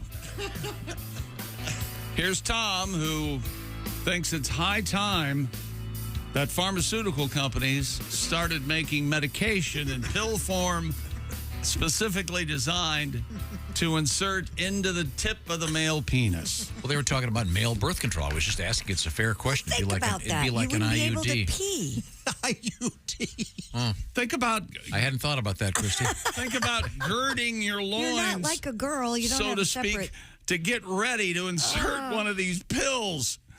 Okay, here we go. Hang on. Well, maybe it would take a few minutes to dissolve. Let's move forward here today in history. You want to do some birthdays? Sure. Happy birthday. 1678, Antonio Vivaldi. Oh, this is... Oh, he was good. Today's the sentence, March 4th. Oh, there you go. March 4th. Vivaldi, famous Baroque composer. Well, he eventually became rich. Why don't they fix it? It's not Baroque. If it ain't Baroque, don't fix it. Ooh, how droll. He wrote the Four Seasons, but he didn't make enough money to ever stay there. Well, tell me that's not comedy. If it ain't Baroque, don't Four Seasons is fix great. it. Listen to it today in his 1954, Catherine O'Hara, the great actress. Ah, she's okay. One of the only decent moments in Argylle. She's fabulous in that Word I Can't Say Creek show, too. Yeah. I haven't seen Argyle. Should I make that stop next? It's terrible. No. See, I want to see it because these two are talking about how awful it is. Yeah. And just because I didn't care for Barbie doesn't mean I won't like Argyle. It's awful and I bet it's fun. The first half, tolerable. The second half, well, which is it? I bet it's a hoot. I'm going to go on record and say it's a hoot. I bet these two. Okay, here's the thing. If you start watching, you can't get up and leave. All right. I bet these two were making out during. Will you pay for my I did not Sprite? see it at the same time. Were you listening to Baroque music? Happy birthday, Chaz Bono, now the owner of the famous Los Angeles Chaz Lounge. Oh, isn't that something? It's all these sort of half couches you go sit in. Remember when they would bring her on the Sonny and Cher show? She was a little girl, teeny tiny little girl. Let's see. 1801, Thomas Jefferson, the first president, inaugurated in Washington, D.C. That's right. They used to inaugurate them. Vice president? I was inaugurated, of course, on the steps of the Lincoln Memorial. That's not true at all. Well, back then it was just called the Memorial. Yeah, then it was just a guy. The statue, Burr, statue of the guy up there. Let's see. Not listening. This is interesting. 1809, James Madison, the first president to be inaugurated wearing American-made clothes. Wow. J-Mad, Jimmy Mad. Where'd they come from before that? England? Maybe. I'm guessing. Probably Vietnam, like everything else these days. China. I think they just stole them all off the indigenous people. This is a famous story. 1847, William Henry Harrison delivered the longest presidential inaugural speech. My God, is there anything in the last century? How did we get stuck on presidents again? What is it with you and President's Day? It's today in history. But it's not President's Day. No, it's not at all. This was the date in 1847. Probably a long list. Go to the bottom of the list. That's where the modern things are. Yeah. Tom Griswold angers America. No. Yes! How long have I been saying, Tom? Remember how he famously died like 30 days later? Who? Harrison? Who? Yeah. Madison? Who are we talking William about? Henry Harrison. Gave that really long-winded speech and was didn't real he cold. catch a cold or something? But isn't it true that you can't catch cold like that? Yeah, well, it's a germ. It's not cold William weather. Howard Taft was inaugurated during a 10-inch snowstorm in 1909. Josh, your thoughts on William Howard Taft? This is the famous how we measure. You know this how we measure the snow. How? He took a Subway sandwich and dipped it in and said, "This is a foot long. I've got 2 inches of clearance." Fat he was. Okay, here we go. This is a good one. 1922, Nosferatu was debuted. You know what that was, Josh? Oh, of course, yeah. A very scary retelling of the Dracula story. But kind of off-brand. They didn't call him Dracula. So it was like the Hydrox cookies of Dracula's. Yeah. Well, no, but it's a great. Check it out. It's great. Watch Dracula on Netflix, the updated version with Clay's Bang as Dracula. It's good. It's wonderful. Clay's Bang? 1952, Ernest Hemingway finished The Old Man and the Sea. I like it. Tom does not. Yeah, spoiler alert, the sea wins. Okay, that's it's an amalgam. It's a wonderful struggle. And Hemingway went out and wrestling had 4 drinks and punched short stories are good. some guy in the face. Pardon me? Let's see. Martha Stewart released on Prison in this date in 2005. You think Martha Stewart farts? Yes. I bet they farts. are percussive and. I think she has she has like a thing you'd hang in the mirror of the car. So they come out with kind of a fresh lemon scent. Oh. I don't think there's any way we can find out, but I bet it goes like this. Oopsie. Oh, yeah. I bet you anything. That one was a little wet. Oopsie. Uh-oh. I better go dry off. Shartha Stewart. Shartha. Shart. That's the name of my dog. Time now for things we learned. Tom brought up King Kong's knees this morning. Something about physics because we were talking about Joe Alt, the lineman from Notre Dame, who was on display at the NFL Combine. What's the joke? No, I said ping pong balls. Oh, I love that joke. Like that. Oh, I like that joke. What is that? Especially done with a foreign accent. Yeah. Oh, boy. Makes it so much funnier. I did not. The new robe was not delivered to the compound over the weekend. I'm holding out hope it will be delivered today, and possibly I will wear it in here tomorrow if Tom gets off my ass. Do you poop in a robe? I do not. Yeah, you'll take it off before you because sit. you might get the belt in the water. You don't, yeah. You don't want that. Do you speak from experience? I've been there. Oh, yeah, that old. You got to watch the whole thing. Yeah, trolling for turds. Trolling for turds. Tom asked Josh if he had a ladder because Tom doesn't want Josh to hurt himself. Yeah, and I appreciate the sweet sentiment, but that was the only reason. Not because he can't ever feature how you'd get up on a ladder. You can't believe it. I was on a ladder this weekend, I told you. Well, Oskay's going to be on it. I bet it was a step ladder. It wasn't a full ladder. Pat Godwin has never owned a ladder. Never owned a ladder. Never owned a ladder. Doesn't know what a stain is for wood either. Nope. I remember that. Who's the famous saint? You know this. You're Catholic. The Latter Day Saint. Who was that? Oh, that's a different religion. No. That Latter Day Saint gets up like 2 or 3 in the afternoon. Then he's got the whole evening. Tom had to reprogram his garage door code after living in his house less than a year because the battery died. Yeah. Well, I think we used the battery that came with the thing. And it's a bad battery. They give you those, cheesy batteries. Wasn't a quality Ever-Ready. All right. Tom recalls the sound of the Chris Craft.